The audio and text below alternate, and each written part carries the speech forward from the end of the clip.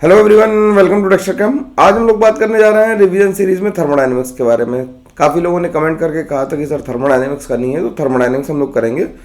इस थर्मोडायनेमिक्स के रिवीजन में हम लोग थर्मोडायनेमिक्स और थर्मोकेमिस्ट्री दोनों करेंगे। पहले कुछ बेसिक टर्म्स समझेंगे, फिर हम लोग थर्मोकेमिस्ट्री देखेंगे और लास्ट में थर्मोडायनेमिक्स करेंगे। तसल्ली से करना है ना, बात को समझने की कोशिश करना। काफ़ी कुछ समझने वाला पोर्शन है और फिर इसके PYQs भी हम लोग कल कर लेंगे, ठीक है। एक आध दिन में PYQs भी ले आएंगे और वो 200 क्वेश्चन वाली बात है, उसका एक नया वर्जन लेके तुम्हारे सामने जरूर आऊँगा। जल्दी से जल्दी कोशिश करूँ कि 1-2 दिन में ही आ जाऊँ, तो वो भी होगा। और लाइव सेशन भी आने ही वाला है, बस थोड़ा सा सेटअप बचा है, वो कंप्लीट हो जाए, लाइव सेशन भी आ जाएगा, ठीक है। तो हम लोग बात करेंगे आज थर्मोडायनेमिक्स की, ठीक है। थर्मोडायनेमिक्स में हम लोग नोट्स वगैरह कहाँ मिल रहे हैं, वो texturcam.in/courses पे मिल रहे हैं। रिवीजन वीडियोस, PYQ सब कुछ मिल रहा है धीरे धीरे करके। और हम लोग बात करना शुरू करते हैं सीधे थर्मोडायनेमिक्स की, स्ट्रेट अवे। थर्मोडायनेमिक्स की जब बात करते हैं तो कुछ बेसिक टर्म्स के बारे में बात कर लेते हैं जो सबको पता होने चाहिए और सबको पता होंगे ही कि सिस्टम क्या होता है। That part of universe which is under observation. मैं फिर से कह रहा हूँ कि इस वीडियो में स्पीड तेज होती है। ऐसा लगता है कि मैं पढ़ दे रहा हूँ, लेकिन ऐसा है नहीं। मैं ये मान रहा हूँ कि तुम लोगों ने अध्याय बैच के वीडियोस देख रखे हैं और तुम्हें बहुत तेज़ी से रिवाइज करना है। भाई कमेंट करके बताना क्या स्पीड ज़्यादा लगती है मेरी, या फिर ठीक लग रही है, या फिर मैं जैसे कर रहा हूँ कि इतना मतलब थोड़ा स्पीड अप करेंगे ना कि अब आखिरी के 10 दिन में 6 घंटे थर्मोडायनेमिक्स पढ़ने कोई सेंस नहीं बनता ना। सवाल तो आना एक 6 घंटे नहीं लगा सकते थर्मोडायनेमिक्स, तो 1 घंटे में रिवाइज करो और सवाल ला के देखो अगर तुमने पहले से पढ़ रखी है। अगर पहले से कभी थर्मोडायनेमिक्स नहीं कर रखी तो इस वीडियो से थर्मोडायनेमिक्स होने वाली नहीं है। पूरी तरह से बेसिक आइडिया लग जाएगा, जिससे तुम्हारे छोटे छोटे सवाल बन जाएंगे इससे भी, ठीक है। तो थर्मोडायनेमिक्स सिस्टम क्या होता है? System is that part of universe which is under observation. मतलब जो भी हमारे ऑब्जर्वेशन में है उसे हम क्या कहते हैं? सिस्टम कहते हैं। मान लो हम अपने क्या करें, अपने आप को अपना सिस्टम मान सकते हैं, तो हम अपने को देखेंगे और हमारे से इधर उधर जो भी चीज़ है वो सारी क्या है? सराउंडिंग है। तो सिस्टम के अलावा जो कुछ है वो क्या है? सराउंडिंग। और सिस्टम और सराउंडिंग मिलके पूरा कौन बन जाता है? यूनिवर्स बन जाता है। सिस्टम और सराउंडिंग मिलके क्या बन जाता है? यूनिवर्स। अब जब सिस्टम को सराउंडिंग से अलग किया जाता है तो उसके लिए बाउंड्री की जरूरत होती है। तो बाउंड्री एक ऐसी चीज़ है जो क्या कर रही है? सिस्टम को सराउंडिंग से सेपरेट कर रही है। वो कैसी हो सकती है? रियल भी हो सकती है और इमेजिनरी भी हो सकती है। जैसे हमारे चारों तरफ जो बाउंड्री है वो कैसी है? इमेजिनरी बाउंड्री है। हमने अपनी बॉडी पे बिल्कुल बाउंड्री नहीं बना रखी, कोई यहाँ टैप करेगा, अगर कोई हमारे नाक के यहाँ तक भी आ जाएगा तब भी हमें दिक्कत होगी, है ना। तो वो इमेजिनरी बाउंड्री है, हमने जो सेटअप कर रखी है अपने खुद से हमने बना रखी है, भाई इसके क्लोज नहीं कोई आ सकता, ठीक। बाउंड्री दो तरह की होती है, इट कैन बी डायथर्मल और एडियाबैटिक। डायथर्मल, जब थर्मोडायनेमिक बाउंड्री की बात करते हो तो 2 तरह की बाउंड्री है। कौन कौन सी? डायथर्मल और एडियाबैटिक। डायथर्मल बाउंड्री में हीट एक्सचेंज अलाउड होता है और एडियाबैटिक बाउंड्री में हीट एक्सचेंज अलाउड नहीं होता है। अब अगर सिस्टम की बात करें, भाई 0 लेवल है, लेकिन इनसे भी सवाल बन जाता है, इसलिए बात है इसकी करनी पड़ रही है, ठीक है। On the basis of exchange of mass and heat अगर करें तो ओपन सिस्टम हो सकता है। ओपन सिस्टम जब होगा जब मास और हीट दोनों चीज एक्सचेंज हो सकती है। जैसे हॉट कप ऑफ टी तुम रखोगे तो चाय क्या होती है? रखे रखे ठंडी भी होती है। चाय तो रखे रखे ठंडी होती है ना यार, और उससे वेपर्स भी निकलते हैं, तो लगातार मास भी एक्सचेंज होता रहता है। क्लोज सिस्टम की बात करें तो हीट तो एक्सचेंज होगी लेकिन मास एक्सचेंज नहीं होगा। अभी उसी चाय के ऊपर क्या रख दो? एक ढक्कन लगा दो, तो जो वेपर्स थे वो इवेपरेट नहीं, मतलब वो बाहर नहीं निकल पाएंगे। तो क्या होगा कि मास तो एक्सचेंज नहीं होगा लेकिन हीट एक्सचेंज होगी, चाहे तब भी ठंडी हो जाएगी। और आइसोलेटेड सिस्टम का मतलब है अब मास और हीट दोनों को चेंज अलाउ नहीं होगा। यानी कि हम चाय को किस में रख दें? थर्मोस्टेट फ्लास्क में रख दें। काफ़ी देर तक चाय गर्म रहती है, 12-12 घंटे तक गर्म रहती है अगर अच्छे थर्मोस्टेट होंगे। तो कंप्लीट एडियाबैट या आइसोलेटेड सिस्टम बनाना नामुमकिन था। आइसोलेशन हम लोगों ने कोविड में करके देखा। कंप्लीट आइसोलेशन इज इम्पॉसिबल, लेकिन हाँ उसमें काफ़ी हद तक आइसोलेशन हम लोग कर पाते हैं थर्मोस्टेट फ्लास्क में। अगर हम on the basis of composition करें तो कंपोजिशन के हिसाब से सिस्टम कैसे हो सकता है? होमोजेनियस सिस्टम हो सकता है या फिर हेट्रोजेनियस सिस्टम हो सकता है। होमोजेनियस वो सिस्टम होता है जो केवल एक ही टाइप के फेज से बना हो, यानी कि सॉलिड हो, लिक्विड हो या गैस हो, तो उसे हम कहते हैं होमोजेनियस सिस्टम। और हेट्रोजेनियस सिस्टम वो होते हैं जो एक से ज़्यादा फेज से बने होते हैं, जैसे कि मतलब सॉलिड, लिक्विड और लिक्विड गैस होते हैं, हम हेट्रोजेनियस सिस्टम कहते हैं। अब बात आती है प्रॉपर्टीज ऑफ अ सिस्टम की। ये इंपॉर्टेंट बात है, इस बात को इंपॉर्टेंट लिख देता हूँ यहाँ पे जिससे कि तुम्हें याद रहे, और ये पेज इस पॉइंट को ध्यान से देख लेना कि प्रॉपर्टीज ऑफ अ सिस्टम क्या है। The state of a system is defined by a particular set of measurable quantity. Properties मतलब जिस पर्टिकुलर क्वांटिटी से हम किसी भी थर्मोडायनेमिक सिस्टम को डिफाइन कर पाते हैं वो हमारा क्या कहलाता है? वो हमारा प्रॉपर्टी कहलाता है। मतलब कि जैसे अगर हमने प्रेशर, वॉल्यूम, टेम्परेचर ले लिया तो ये क्या है? ये हमारी प्रॉपर्टीज ऑफ अ सिस्टम है। या फिर और भी चीज़ें, हीट ले ली, एंट्रोपी ले ली, एंथैल्पी ले ली, ये क्या है? ये हमारी प्रॉपर्टी है जो सिस्टम की स्टेट को बता रही हैं, ठीक, जिससे सिस्टम को डिस्क्राइब किया जा सके। जैसे अगर हम तुमसे कहें कि प्रॉपर्टीज ऑफ यू क्या है, तो क्या क्या प्रॉपर्टी है कि हाँ भाई वो हंसता बहुत है, खेलता बहुत है, पढ़ाई नहीं करता है या पढ़ाई बहुत करता है, या फिर समझदार है या फिर बेवकूफ़ है। ये प्रॉपर्टीज ही तो है जिनसे हम तुम्हारा एस्टिमेशन कर लेंगे कि तुम्हें डिफाइन करा जा रहा है। तुम्हारा नाम तुम्हारी प्रॉपर्टी थोड़ी है, ठीक। अब टाइप्स ऑफ सिस्टम की बात करें तो टाइप्स ऑफ सिस्टम कैसे हो सकते हैं, एक्सटेंसिव हो सकती है और इंटेंसिव हो सकती है। इंटेंसिव प्रॉपर्टीज वो होती हैं जो मास पे डिपेंड नहीं करती हैं। इंटेंसिव प्रॉपर्टीज वो होती हैं जो मास पे डिपेंड नहीं करती हैं, और एक्सटेंसिव प्रॉपर्टी वो होती हैं जो मास पे डिपेंड करती हैं। जैसे density, density mass upon volume होती है लेकिन मास पे डिपेंड नहीं करती। कैसे? डेंसिटी को तुम 1 ग्राम पानी लो या 1000 ग्राम लो या 10 लीटर पानी ले लो या फिर 1000 लीटर पानी ले लो, वाटर की डेंसिटी हमेशा 1 ग्राम पर सीसी ही रहेगी भाई, वो तो चेंज होने वाली नहीं है। तो डेंसिटी कैसी है? डेंसिटी हमेशा इंटेंसिव प्रॉपर्टी है। जैसे अगर इंटेंसिव की बात करें जो मास पे डिपेंड नहीं करता है, मतलब जैसे तुम्हारा नेचर, तुम दुबले थे तब भी तुम्हारा नेचर वैसे ही था, और मोटे थे तुम कैसे तब भी तुम्हारा नेचर वही रहा, तो वो इंटेंसिव प्रॉपर्टी है, वो मास पे डिपेंड नहीं कर रही। तो डेंसिटी कैसी हो गई? इंटेंसिव हो गई। ऐसे ही रिफ्रैक्टिव इंडेक्स, रिफ्रैक्टिव इंडेक्स भी वाटर का हमेशा 1.33 ही लेते हैं हम लोग। अगर हम जो नॉर्मल वाटर ले रहे हैं तो उसका 1.33 हमेशा ही होगा। विस्कोसिटी, विस्कोसिटी प्रेशर, अब तो तुम लोग बड़े हो गए तो इन सारे टर्म को जानते होगे, जब 11th में थे तो कम जानते थे, लेकिन अब तो पेपर देने जा रहे हो जानते होगे। Pressure, boiling point, melting point, freezing point, molar heat capacity, molar volume, molar entropy and molar enthalpy. अगर किसी भी शब्द के आगे पर मोल लगा दिया या मोलर लगा दिया तो फिर वो हमेशा कैसी हो गई? इंटेंसिव हो गई, ठीक। ऐसे ही वॉल्यूम कैसी है? वॉल्यूम एक्सटेंसिव है, नंबर ऑफ मोल्स किस पे? मास पे डिपेंड करता है, तो एक्सटेंसिव हो गई। फिर मास कैसा हो गया? मास हमारा क्या हो गया? एक्सटेंसिव हो गया, ठीक। हीट कैपेसिटी एक्सटेंसिव हो गई, गिव्स फ्री एनर्जी एक्सटेंसिव हो गई, एंट्रोपी, एंथैल्पी, इंटरनल एनर्जी, सब कैसी हैं? एक्सटेंसिव प्रॉपर्टीज हैं, ठीक। अब एक्सटेंसिव प्रॉपर्टीज होती हैं उन्हीं को हम जोड़ घटा सकते हैं, मतलब वो एडिटिव होती है नेचर में, मतलब उन्हीं को हम जोड़ घटा सकते हैं। जो इंटेंसिव प्रॉपर्टी है उन्हें जोड़ घटा नहीं सकते। तो एक्सटेंसिव प्रॉपर्टीज को हम लोग प्लस माइनस कर सकते हैं अपनी कन्वीनियंस पे, लेकिन इंटेंसिव प्रॉपर्टी को ऐसा नहीं कर सकते, तो उन्हें हम कहते हैं नॉन एडिटिव है। कौन सी? Intensive property. और एक्सटेंसिव प्रॉपर्टी कैसी है? एडिटिव, मतलब उन्हें जोड़ सकते हैं। मतलब हम मास को जोड़ सकते हैं m1 plus m2 is equal to m something, लेकिन वी कैन नॉट से कि density d1 plus d2 plus is equal to something, कि हमने पानी में तेल डाल दिया और उसकी डेंसिटी हम मेजर करें, कर ही नहीं सकते। क्यों? क्योंकि पानी और तेल आपस में कैसे हैं? इमिसिबल लिक्विड्स हैं, तो इमिसिबल लिक्विड्स की डेंसिटी आपस में ऐड नहीं होगी, जबकि मास ऐड हो जाएगा। अगर तुमने 1 गिलास पानी लिया और उसके ऊपर 1 गिलास तेल डाल दिया, मतलब 1 गिलास बाल्टी में ले लिया, 1 गिलास पानी ले लिया, 1 गिलास तेल ले लिया, तो बाल्टी का मास तो बढ़ जाएगा, लेकिन डेंसिटी को हम डायरेक्टली ऐड नहीं कर सकते कि d1 प्लस d2 या एवरेज ले ले, ऐसा नहीं कर सकते। दूसरी जरूरी बात क्या है कि ratio of two extensive properties always intensive. तभी मोलर हीट कैपेसिटी या मोलर जो भी था वो कैसा हो जा रहा था? वो हमारा इंटेंसिव हो जा रहा था। क्यों? क्योंकि जब भी हम रेशियो लेंगे दो एक्सटेंसिव प्रॉपर्टीज का, वो कैसा हो जाएगा? इंटेंसिव हो जाएगा। अब स्टेट वेरिएबल या स्टेट फंक्शन कैसा है? वेरिएबल्स जो पीवीटी जो कह रहे थे, जिन्हें हम कह रहे थे जो हमारे क्या है प्रॉपर्टीज है, वही स्टेट वेरिएबल्स भी हैं, क्योंकि उनकी वैल्यू डिपेंड करती है प्रेजेंट स्टेट पे, और इस बात पे डिपेंड नहीं करती कि कैसे आई, ठीक है ना। देखो तुम्हारा जो भी पढ़ाई लिखाई है, जो भी तुम्हारा आउटपुट है, वो स्टेट फंक्शन है। सारी दुनिया स्टेट फंक्शन देखती है, मैं एज ए टीचर, तुम एज ए स्टूडेंट, और मोस्टली घर वाले भी स्टेट फंक्शन ही होते हैं, वो पाथ फंक्शन नहीं होता है।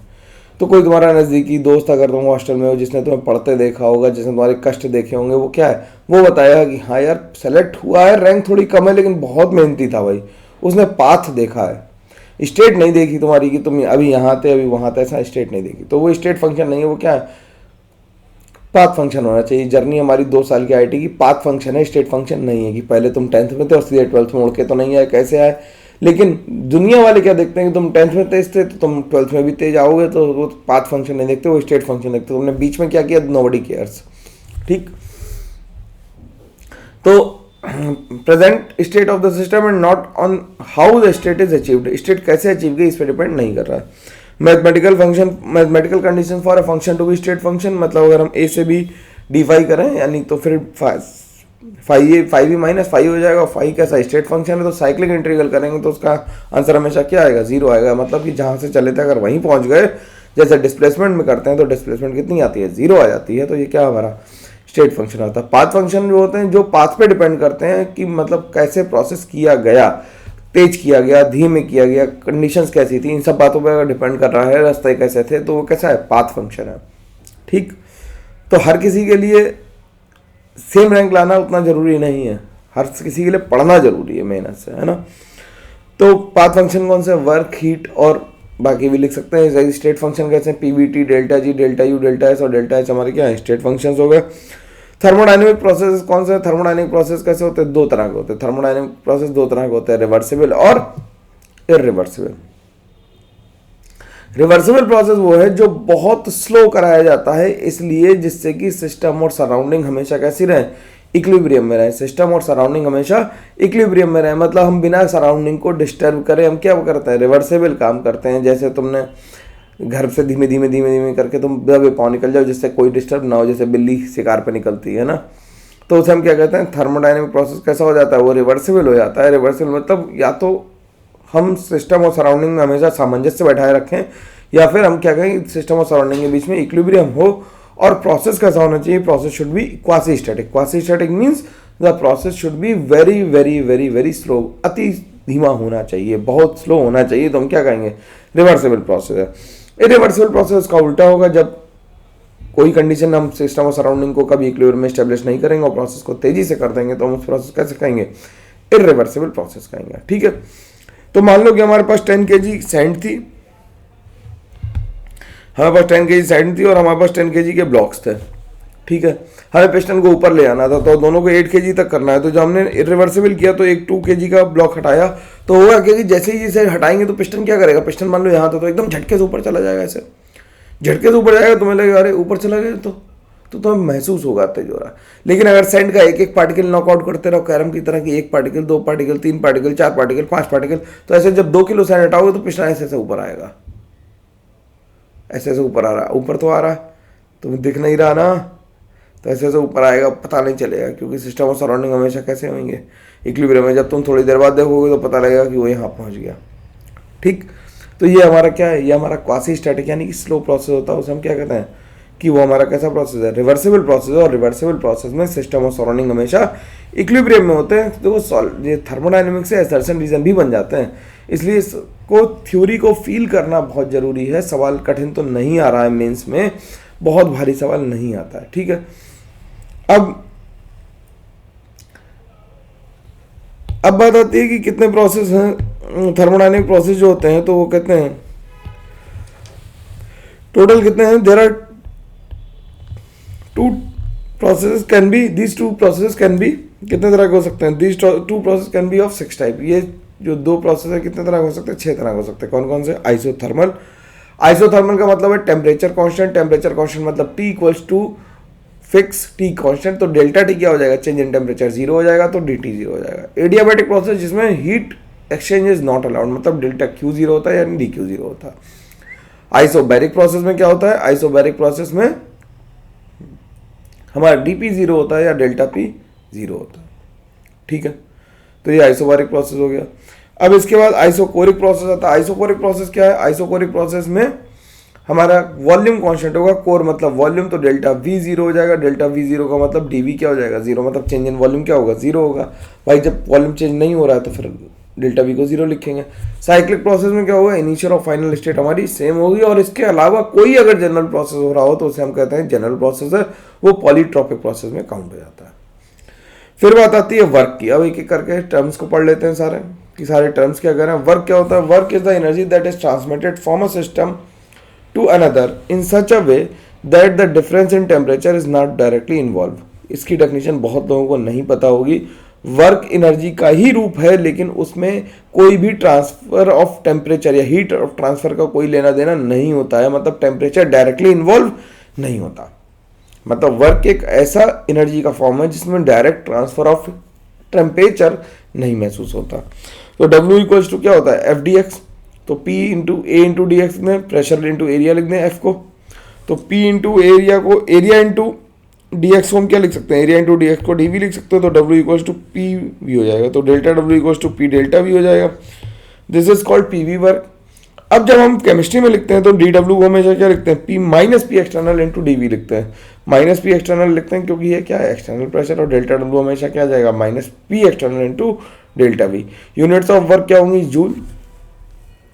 इन जनरल हम जूल लिखेंगे, जूल के लिखेंगे, या फिर हम लोग ATM लीटर लिखेंगे। तो 1 ATM litre is equal to 101.3 joule या 24.20 कैलोरीज होता है। ये इंपॉर्टेंट बात है, ध्यान रखना, यूनिट कन्वर्जन में लोग फंस जाते हैं और आप कमेंट करके बताएंगे कि आप लोगों को कितना इस बारे में दिक्कत आती है। ठीक है, अब आगे चलते हैं और हीट का डिस्कशन करते हैं। हीट क्या है? हीट को हम क्यू से लिखते हैं। Heat is defined as the energy that flows into और आउट ऑफ सिस्टम। मतलब क्या हो रहा है, सिस्टम के अंदर आ रही है, सिस्टम से बाहर जा रही है energy because of difference in temperature. ध्यान रखना कि हीट में टेम्परेचर इन्वॉल्व है और वर्क में टेम्परेचर इन्वॉल्व नहीं है। ठीक, अब जो हीट ट्रांसफर है वो दो तरह से हो सकता है। एट कांस्टेंट प्रेशर हो सकता है। जब कांस्टेंट प्रेशर होता है तो हम उसे QP लिख देते हैं और डेल्टा H को लिखते हैं NCPM डेल्टा T। ये फॉर्मूला अब हम ध्यान रखने शुरू करेंगे। ठीक, NCPM डेल्टा T। तो CPM क्या है? Molar heat capacity at constant pressure है।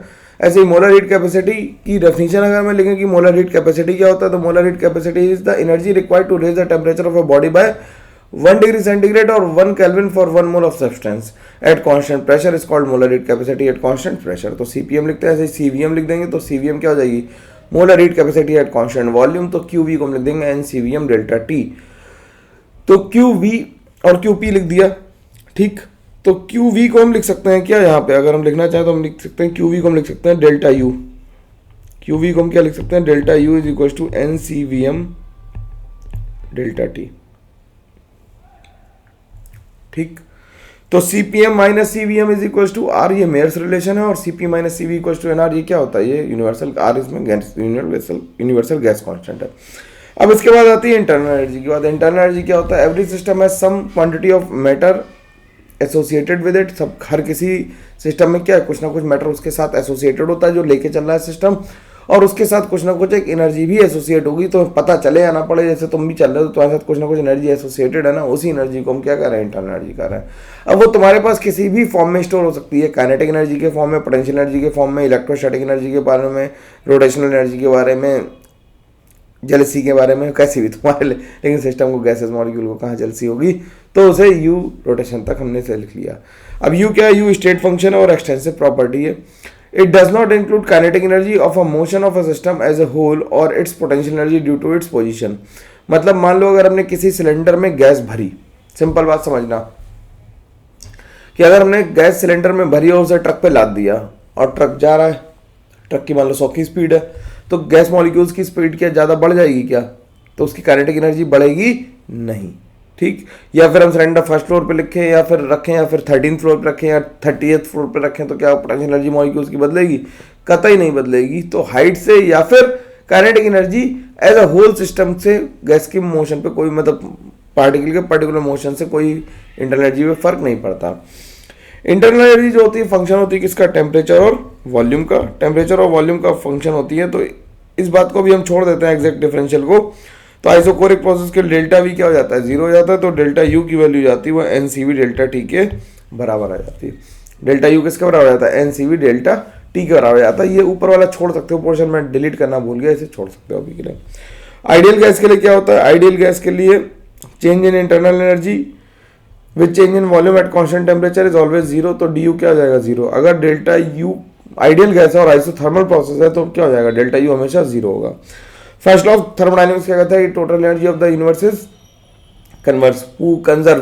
पूरे यूनिवर्स की जो एनर्जी है वो क्या है? कंजर्व है। तो delta U is equal to delta Q plus delta W आ जाएगा। और ये हम लोग ध्यान रखेंगे क्योंकि ये फिजिक्स की थर्मोडायनेमिक्स से अलग है। अब केमिस्ट्री का आयुर्वेदी साइन कन्वेंशन हमें जरूर ध्यान रखना है क्योंकि इसकी वजह से काफी सवाल हमारे माइनस और प्लस वाली गलती हम लोग कर बैठते हैं जिसे हमें नहीं करनी है। कहता है heat given to the system by the surrounding is taken as positive. देखो हम केमिस्ट्री में क्या करते हैं कि हम टेस्ट ट्यूब के अंदर बैठे हैं तो कोई भी हमें चीज अगर दी जाएगी तो हम उसे पॉजिटिव मानेंगे, और हम किसी को कोई चीज देंगे तो क्या होगा? निगेटिव हो जाएगी। हमने मेरे पास आई कोई चीज तो पॉजिटिव, हमने किसी को दे दी तो क्या हो गई? निगेटिव हो गई। तो कह रहा है heat given to the system, जब सिस्टम को हीट दी गई तो वो कैसी है? पॉजिटिव है। बाय द सराउंडिंग, सराउंडिंग से अगर सिस्टम को हीट दी तो पॉजिटिव, और सिस्टम ने हीट रिजेक्ट कर दी या इवॉल्व कर दी तो वो कैसी हीट है? निगेटिव हीट है। ठीक, work done by the system on the surrounding, जब सिस्टम ने एक्सपेंड किया तो सिस्टम ने कुछ काम किया ना, जब सिस्टम ने काम किया तो क्या होगा? निगेटिव होगा। और जब सिस्टम पे काम किया गया यानी कंप्रेशन किया गया तो कैसा होगा? पॉजिटिव होगा। ठीक, तो minus W delta W is equal हमने क्या लिखा था, minus P external into V two minus V one. तो वी टू अगर ग्रेटर देन वी वन है तो कैसा है, एक्सपेंशन है। अब अगर एक्सपेंशन है तो वर्क कैसा आना चाहिए था, नेगेटिव, और कंप्रेशन है तो कैसा आना चाहिए था, पॉजिटिव। वो इसीलिए नेगेटिव साइन के साथ लिखा था, फिजिक्स में ऐसा नहीं लिखता है। एंथैल्पी क्या होती है, enthalpy is a measure of total energy of a thermodynamic system. पूरे सिस्टम की थर्मोडायनेमिक सिस्टम की एनर्जी को हम लोग क्या कहते हैं, एंथैल्पी कहते हैं। It includes the internal energy, वो इंटरनल एनर्जी को इंक्लूड कर लेती है। The energy required to create a system, जो इंटरनल एनर्जी है वो सिस्टम को बनाने कमाई, क्योंकि वो मैटर के पार्टिकल से एसोसिएटेड है। ठीक ठीक, required to make space for it. ठीक, the system it includes internal energy which is the energy required to create a system, create करने के लिए चाहिए। And the amount of energy required to make space for it by displacing its environment. अब मान लो कोई चीज बन गई तो अपने हिसाब से अपने आप को एडजस्ट भी करेगी, तो अपने आप को एडजस्ट करेगी तो स्पेस बनाएगी अपने लिए, तो वो क्या करेगी, कुछ प्रेशर और कुछ वॉल्यूम को चेंज करेगी, है ना। तो एच को हम क्या लिख देते हैं, यू प्लस पी वी, तो D H is equal to D U plus P D V. ये भी स्टेट फंक्शन है और एक्सटेंसिव प्रॉपर्टी है। अब absolute of value of enthalpy जो है वो मेजर नहीं की जा सकती, absolute value of enthalpy measure नहीं की जा सकती, इसीलिए हम क्या करते हैं, चेंज इन एंथैल्पी यूज करते हैं। क्या यूज करते हैं, चेंज इन एंथैल्पी। एब्सोल्यूट वैल्यू मेजर नहीं की जा सकती, इसलिए हम चेंज इन एंथैल्पी मेजर करते हैं। और तो delta H greater than zero होता है तो प्रोसेस कहते हैं एंडोथर्मिक है, हीट गिवन है। और delta H less than zero होता है तो प्रोसेस एक्सोथर्मिक है, और हीट कैसी हो रही है, इवॉल्व हो रही है। Delta H less than zero पे हीट इवॉल्व हो रही है, और delta H greater than zero पे हीट क्या हो रही, दी जा रही है। ठीक, अब केमिकल रिएक्शंस कैसे होती है, केमिकल रिएक्शंस ज्यादातर कांस्टेंट प्रेशर पे होती है, क्योंकि हम लोग ओपन बीकर्स में रिएक्शन कराते हैं। तुमने भी जब लैब में रिएक्शन कराई होंगी तो कैसे कराई होंगी, ओपन बीकर में कराई होंगी। और ओपन बीकर में रिएक्शन कराने से क्या होगा कि एटमॉस्फेरिक प्रेशर पे रिएक्शन करा रहे हैं तो प्रेशर कांस्टेंट है। So it has been found useful to define enthalpy at constant pressure. इसीलिए क्या किया गया, एंथैल्पी को कांस्टेंट प्रेशर पे डिफाइन किया गया। जब एंथैल्पी को कांस्टेंट प्रेशर पे डिफाइन किया गया तो H is equal to U plus P V हो गया, तो delta H is equal to delta U plus delta P V हो गया। तो delta H is equal to delta U plus P delta V plus V delta P हो गया। तो eight constant pressure DP किसके बराबर हो गया, डीपी हो गया क्या, जीरो। जब डीपी जीरो हुआ तो ये टर्म किसके बराबर हो गया, जीरो के बराबर हो गया। तो डेल्टा एच की वैल्यू जो आ गई वो delta U plus P delta V आ गई। ठीक है, सिंपल सी बात है। अब इस पोर्शन को छोड़ सकते हैं हम लोग, सीधे सीधे डायरेक्ट बात कर सकते हैं कि डेल्टा एच की वैल्यू एनसीपी डेल्टा टी के बराबर होती है। और कांस्टेंट टेम्परेचर जब होता है तो डेल्टा पी वी जो होता है वो किसके, पी डेल्टा वी किसके बराबर हो जाता है, delta N G R T के बराबर हो जाता है। ये इंपॉर्टेंट बातें कुछ कुछ चीज़ें छोड़ के बता रहा हूँ, क्यों, क्योंकि अभी उनकी ज़रूरत नहीं है। ये एडवांस वाले नोट्स हैं और एडवांस को हम लोग जब करेंगे तो करेंगे। इसे हटा ही दें क्या, बताओ, इसे हटा देते हैं, चलो अभी इसकी ज़रूरत नहीं है, इसे हटा दो, कोई दिक्कत नहीं। केवल इतना याद रखो कि डी एच किसके बराबर है, N C P D L T के बराबर है, और डेल्टा एच किसके बराबर है, एनसीपी डेल्टा टी के बराबर है। कांस्टेंट टेम्परेचर पे डेल्टा पी डेल्टा वी जो होता है वो डेल्टा एनजीआरटी के बराबर हो जाता है। तो डेल्टा एच को delta U plus P delta we लिख सकते हैं, या फिर केमिकल रिएक्शंस के लिए डेल्टा एनजीआरटी भी लिख सकते हैं। ठीक है, यहां तक बात समझ में आनी चाहिए। डेल्टा एनजी को हम सकते हैं, लिखते हैं क्या, कि sum of number of moles of gaseous product minus gaseous reactant. Product minus reactant लिखते हैं, ये ध्यान रखना। तो अगर A plus B give C plus D है तो हम इसे कैसे लिखेंगे, डेल्टा एन जी के बराबर किसके बराबर हो जाएगा, सी प्लस डी माइनस ए प्लस बी के बराबर हो जाएगा। सी प्लस डी माइनस ए प्लस बी के बराबर हो जाएगा ये। ठीक है, बात समझ में आनी चाहिए, इसमें कोई दिक्कत की बात नहीं है। ठीक, कि सी प्लस डी माइनस ए प्लस बी के बराबर आना चाहिए। तो ये अगर अब फॉरवर्ड हमारी रिएक्शन है तो ये क्या, activation energy for forward reaction है, और ये बी क्या है, activation energy for backward reaction. तो डेल्टा एच ऑफ रिएक्शन कैसे निकालते हैं, ये फॉरवर्ड माइनस ये बैकवर्ड। ठीक, अब बात करते हैं एंथैल्पी पे आ गए तो हम लोग थर्मोकेमिस्ट्री पे स्विच कर रहे हैं, और थर्मोकेमिस्ट्री पे स्मूथ ट्रांजिशन के लिए एंथैल्पी के थ्रू ही जाना सही रास्ता है। तो स्टैंडर्ड एंथैल्पी ऑफ रिएक्शन कैसी होती है, स्टैंडर्ड एंथैल्पी ऑफ रिएक्शन को डेल्टा एच नॉट लिखते हैं। ठीक, डेल्टा एच नॉट लिखते हैं स्टैंडर्ड एंथैल्पी को, रिएक्शन के लिए कह रहे हैं तो आर लिख दिया। अब क्योंकि जो रिएक्शन है वो कंडीशंस पे डिपेंड करती है कि कौन सी कंडीशन पे कराई जा रही है, तो हमें स्टैंडर्ड कंडीशन को डिफाइन करना हमारे लिए ज़रूरी हो जाता है कि बिना स्टैंडर्ड कंडीशन को डिफाइन किए हम ये नहीं बता पाएंगे कि ये कंडीशंस कैसी हैं, स्टैंडर्ड है ना, मतलब सब लोग कहेंगे हमारा स्टैंडर्ड है, तो इसीलिए एक स्टैंडर्ड डिसाइड किया गया। जैसे लोग कहते हैं ना बहुत गरीब है, तो गवर्नमेंट ने क्या किया, लोग बीपीएल कार्ड ले लो यार, बीपीएल कार्ड के जो नीचे वही गरीब है, उसके ऊपर वाले तो गरीब नहीं माने जाएंगे। तो ऐसे ही स्टैंडर्ड कंडीशन के लिए एक सेट ऑफ कंडीशंस मान ली गई कि ये स्टैंडर्ड कंडीशन है। क्या है वो condition, for solid liquid and gas the pressure should be 1 bar pressure होना चाहिए। Substance should dissolve in the solution, अगर सब्सटेंस सोल्यूशन में डिजोल्व हो जा रहा है तो उसका मोलर कंसंट्रेशन 1 मोलर होना चाहिए। और standard condition thermodynamics do not specify any temperature, वो टेम्परेचर की बात नहीं करते। अगर किसी ने तुम्हें बता दिया है, पढ़ा दिया है, तो वो गलत बात है कि थर्मोडायनेमिक्स में स्टैंडर्ड टेम्परेचर जैसी कोई चीज़ नहीं होती है, लेकिन इलेक्ट्रोकेमिस्ट्री में उस टेम्परेचर को 298 केल्विन ले लेते हैं हम लोग। ठीक है, अब आगे बात करते हैं और enthalpy change in chemical reaction की बात करते हो। तो enthalpy change in chemical reaction के लिए सबसे पहले पढ़ते हैं enthalpy of formation. Enthalpy of formation क्या? It is the enthalpy change when 1 mole of a substance is form from its element in their most abundant naturally occurring state. तो standard enthalpy of formation की बात करेंगे तो हम क्या करेंगे, कोई भी सब्सटेंस अपने नेचुरली अकरिंग फॉर्म से कैसे बना। ठीक है, तो it is the enthalpy change when 1 mole of a substance is form from its element in their most abundant naturally occurring state. तो H2 gas plus half O2 gas क्या बन गया, H2 लिक्विड बन गया। इसे याद नहीं रखना, मैंने डू नॉट रिमेंबर लिखा, तो बस ये ध्यान रखना है क्योंकि फॉर्मेशन हो रहा है तो नए बॉन्ड बन रहे हैं, तो ये क्या हो जाएगा, डेल्टा एस कैसा होगा, नेगेटिव होगा। अब क्या करते हैं, जो स्टैंडर्ड स्टेट में एंथैल्पी ऑफ फॉर्मेशन है एलिमेंट्स की, वो क्या ले ली जाती है, वो जीरो ले जाती है अपने मन से, मान लेते हैं कि जीरो है। जैसे एलिमेंट है कार्बन है, तो most abundant naturally occurring form क्या होती है, ग्रेफाइट। तो ग्रेफाइट की डेल्टा एच क्या है, फॉर्मेशन जीरो है, ना कि डायमंड की। देखो स्टेबल होना और नेचुरली अकर करना दो अलग अलग बातें हैं, इसमें कंफ्यूज मत होना। सल्फर की रोम्बिक सल्फर, फास्फोरस की वाइट फास्फोरस, ऑक्सीजन की ऑक्सीजन गैस, हाइड्रोजन की हाइड्रोजन गैस, ब्रोमीन की ब्रोमीन लिक्विड, मरकरी की मरकरी लिक्विड, और मेटल्स की क्या होती है, जनरल सॉलिड होती है। ठीक है, अब एक क्वेश्चन है, एनसीईआरटी का क्वेश्चन है, लिखा रहने देते हैं, चलो एनसीईआरटी क्वेश्चन है, कह रहा है calculate the enthalpy standard enthalpy of formation of CH3OH from the following data. तो हमें 3 इक्वेशन दे रखी हैं और हमसे पूछा है कि standard enthalpy of formation of CH3OH निकालना है। तो पहली रिएक्शन दे रखी है CH3OH gives C plus O2 gives CO2 plus H2O, C plus O2 gives CO2 और H2 plus O2 gives half O2।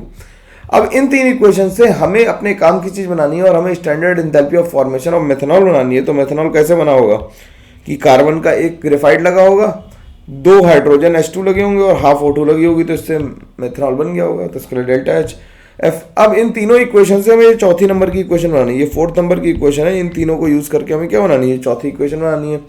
तो देखो हमें ग्रेफाइट कहाँ रखना है, ग्रेफाइट हमें राइट में ही रखना है क्योंकि इधर राइट में था, ग्रेफाइट राइट में था। हाइड्रोजन हमें कितना रखना है, राइट में ही रखना है, और हाइड्रोजन में 2 चाहिए, तो थर्ड इक्वेशन में क्या करो, 2 से मल्टीप्लाई कर दो। थर्ड इक्वेशन में क्या करो, 2 से मल्टीप्लाई कर दो, क्योंकि हमें हाइड्रोजन कितना चाहिए, 2 मोल चाहिए।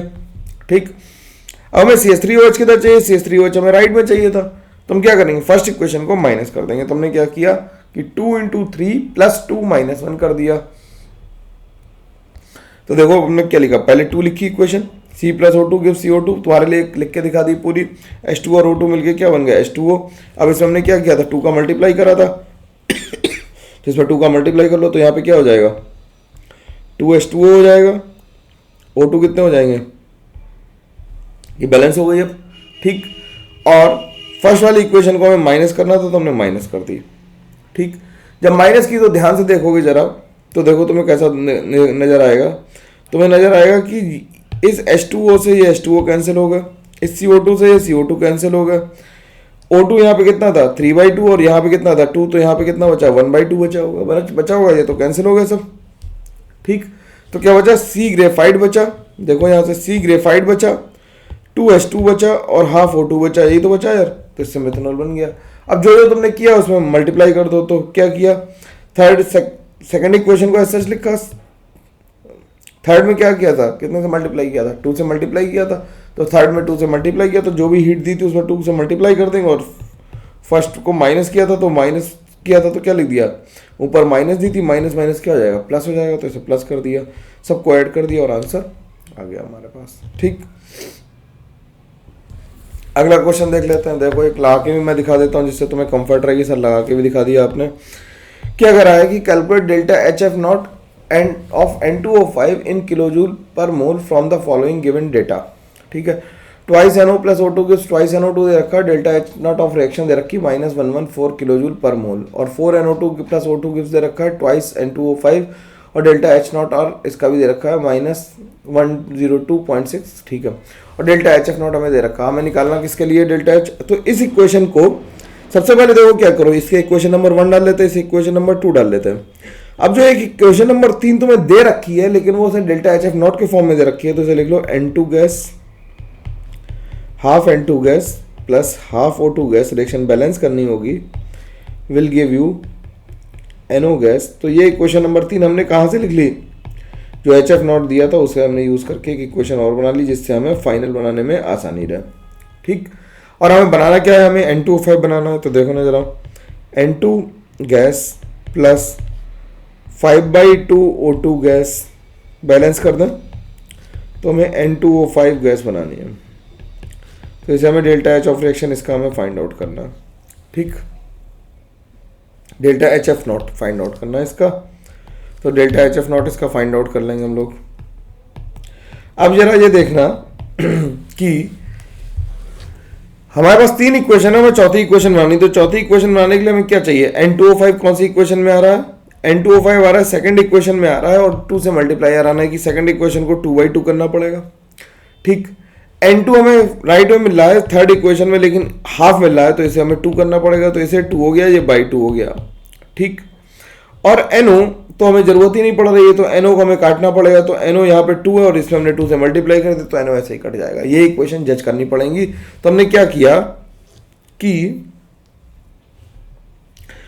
किया हमने लिखा कि हमें 2/2 करना है प्लस 2 × 3 करना है और प्लस सबको ऐड ही करना है इसमें, तो आसानी से सबको ऐड करना है क्या, हाँ सबको ऐड करना और प्लस 1 कर दो।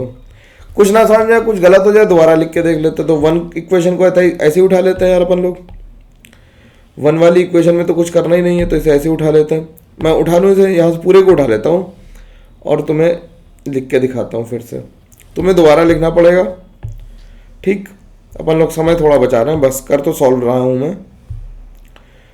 तो 1 इक्वेशन ऐसी रही, 2 को हमने किससे डिवाइड किया था, 2 से डिवाइड किया था। तो जब 2 से डिवाइड किया तो 4 का कितना हो जाएगा, 4 का हो जाएगा 2, O2 का हो जाएगा हाफ O2 और N2 का बचेगा केवल N2O5।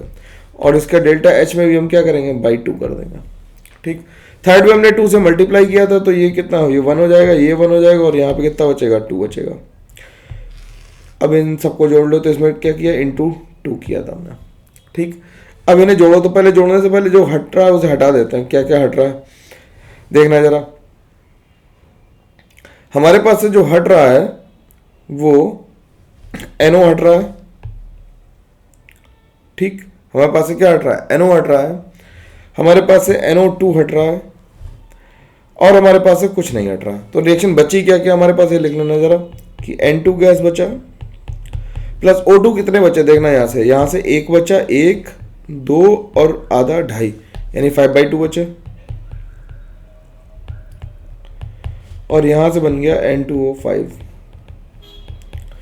तो इसके लिए डेल्टा एच एफ नॉट की वैल्यू कितनी आ जाएगी, 90.2 × 2 माइनस 102.6 डिवाइडेड बाई 2 माइनस कितना था, 114।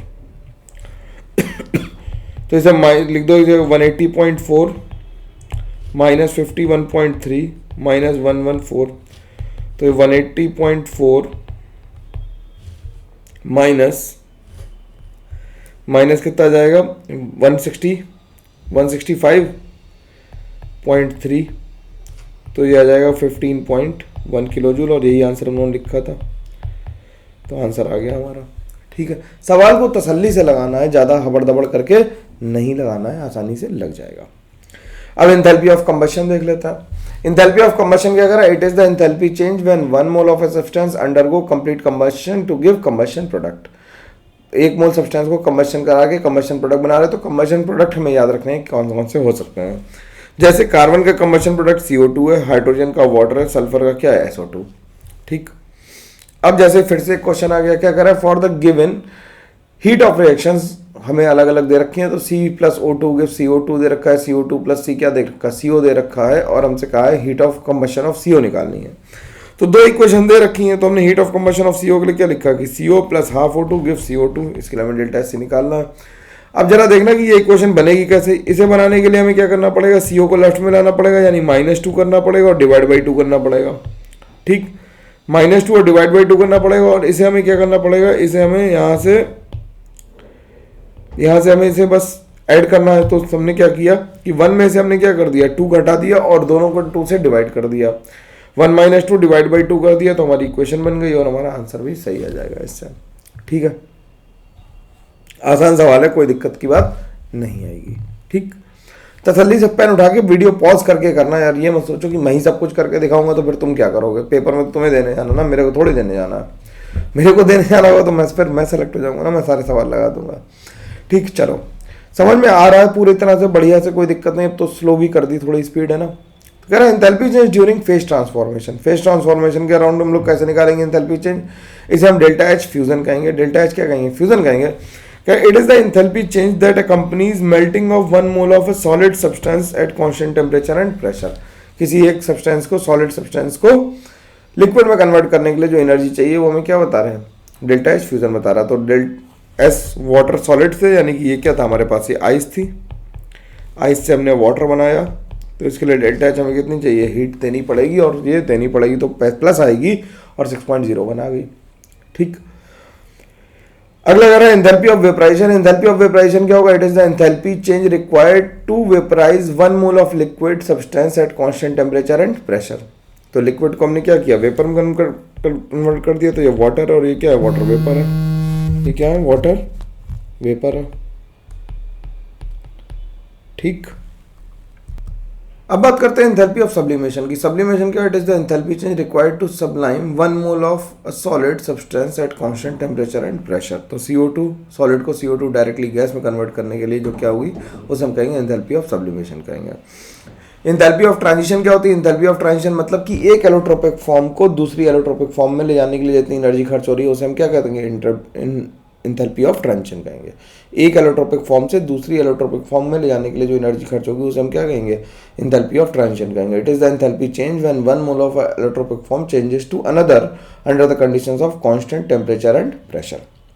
ठीक, फिर इसके बाद बात आती है बॉन्ड एंथैल्पीज की। बॉन्ड एंथैल्पीज के बारे में क्या कहते हैं कि bond enthalpy of a diatomic molecule like hydrogen Cl2O2 may be defined as the change in enthalpy change when 1 mole of covalent bond of a gaseous covalent substance is broken to form product in gas phase under the conditions of constant temperature and pressure। मतलब क्या कह रहा है, English लिखी यार, वैसे तो पढ़ी लोगे तो इसे सिंपल ऐसे मतलब समझाने का कुछ ज़्यादा है नहीं, इसलिए मैं बोल रहा हूँ कि क्या है कि हाइड्रोजन के मॉलिक्यूल को बीच से काट के तोड़ने में, हाइड्रोजन के 2 एटम बनाने में जो एनर्जी खर्च हुई, या क्लोरीन के 2 एटम बनाने में जो एनर्जी खर्च हुई उसे हम क्या कहते हैं, बॉन्ड डिसोसिएशन एनर्जी कहते हैं, उसे हम बॉन्ड एंथैल्पी कह देते हैं। लेकिन बॉन्ड एंथैल्पी जब हम डायटोमिक मॉलिक्यूल के लिए कर रहे हैं तो क्या कर रहे हैं, जैसे Cl2 को किस में कन्वर्ट किया, Cl2 को कन्वर्ट किया 2Cl में, तो हमने क्या किया कि डेल्टा Cl की कितनी है, +242 है।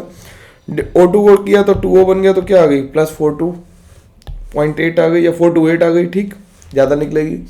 लेकिन अगर पॉलीएटॉमिक मॉलिक्यूल्स हैं, पॉलीएटॉमिक मॉलिक्यूल्स के लिए बॉन्ड डिसोसिएशन एंथैल्पी जो होती है वो डिफरेंट होती है डिफरेंट बॉन्ड्स के लिए। ऑब्वियसली डिफरेंट होगी क्योंकि जब O2 या Cl2 था उसमें केवल एक ही टाइप का बॉन्ड था, लेकिन वाटर में 2 अलग अलग तरह के बॉन्ड है। मान लो अगर हमने इसे पहले तोड़ दिया तो ये OH रेडिकल बन जाएगा और हाइड्रोजन गैस निकलेगी, और फिर इस बॉन्ड को तोड़ने के लिए, मतलब इस बॉन्ड और इस बॉन्ड में डिफरेंस है, ये बॉन्ड वाटर से जुड़ा हुआ था, ये बॉन्ड O रेडिकल से जुड़ा हुआ है, तो अलग अलग एनर्जी निकलेगी। तो एक के लिए X निकलेगी, Y निकलेगी, कम ज्यादा कुछ भी निकलेगी, लेकिन अलग अलग निकलेगी।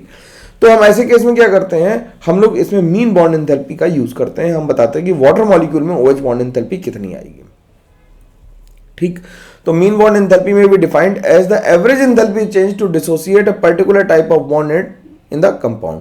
कंपाउंड में particular type of bond break करने के लिए कितनी एनर्जी चाहिए, तो उसे हम क्या कहते हैं, कितनी एनर्जी चाहिए उसे हम क्या कहते हैं, हम उसे मीन बॉन्ड एंथैल्पी कहते हैं, और इसी को हम लिखते हैं। तो डेल्टा H रिएक्शन में हम अभी तक क्या लिखते थे, हमेशा प्रोडक्ट माइनस रिएक्टेंट लिखते थे, लेकिन जब बॉन्ड एंथैल्पी लिखी जाती है तो रिएक्टेंट माइनस प्रोडक्ट लिखा जाता है। जब हम बॉन्ड एंथैल्पी लिखते हैं तो रिएक्टेंट माइनस प्रोडक्ट लिखते हैं। तो एक क्वेश्चन देख लेते हैं इसका। क्वेश्चन क्या है, क्वेश्चन कह रहा है for the reaction N2H4 gives twice N2H2 + H2, इसकी डेल्टा H ऑफ रिएक्शन हमें गिवन है। ये डाइहाइड्रोजीन है या हाइड्रोजीन है, और इससे क्या बन गया, डाइमाइड बन गया। ठीक, तो calculate the bond enthalpy of N N bond कह रही है, और हमें bond energy of N N bond, N H bond और एच एच बॉन्ड की दे रखी है, डबल बॉन्ड के में निकालनी है। तो हमें इसके लिए स्ट्रक्चर का पता होना जरूरी है। अगर स्ट्रक्चर नहीं पता कर पाए तो फिर मुश्किल आएगी। क्यों? क्योंकि तुम नंबर ऑफ बॉन्ड्स नहीं गिन पाओगे सही सही। अगर नंबर ऑफ बॉन्ड्स नहीं गिन पाए सही सही तो फिर आंसर गलत आ जाएगा। तो NH4 का स्ट्रक्चर कॉमन सेंस से बनाओगे तो एक NN बॉन्ड होगा और 4 NH बॉन्ड होंगे, और N2H2 में एक N डबल बॉन्ड N होगा और एक दो NH बॉन्ड होंगे और एक H2 में HH बॉन्ड होगा। तो डेल्टा एच ऑफ रिएक्शन क्या लिखेंगे? Summation of bond enthalpies of reactant minus summation of bond enthalpies of product. तो इसमें कितने बॉन्ड है? एक NN बॉन्ड है, 4 NH बॉन्ड है, इसमें एक N डबल बॉन्ड है, 2 NH बॉन्ड है, और ठीक है, और हमारे पास क्या है, और एक हमारे पास HH बॉन्ड भी है, एक हमारे पास क्या है? HH बॉन्ड भी है। तो एक बॉन्ड HH को यहाँ पे लिख लो, यहाँ पे एक HH बॉन्ड भी है, प्लस यहाँ पे लिख देता है, प्लस हमारे पास एक क्या है? HH बॉन्ड भी है।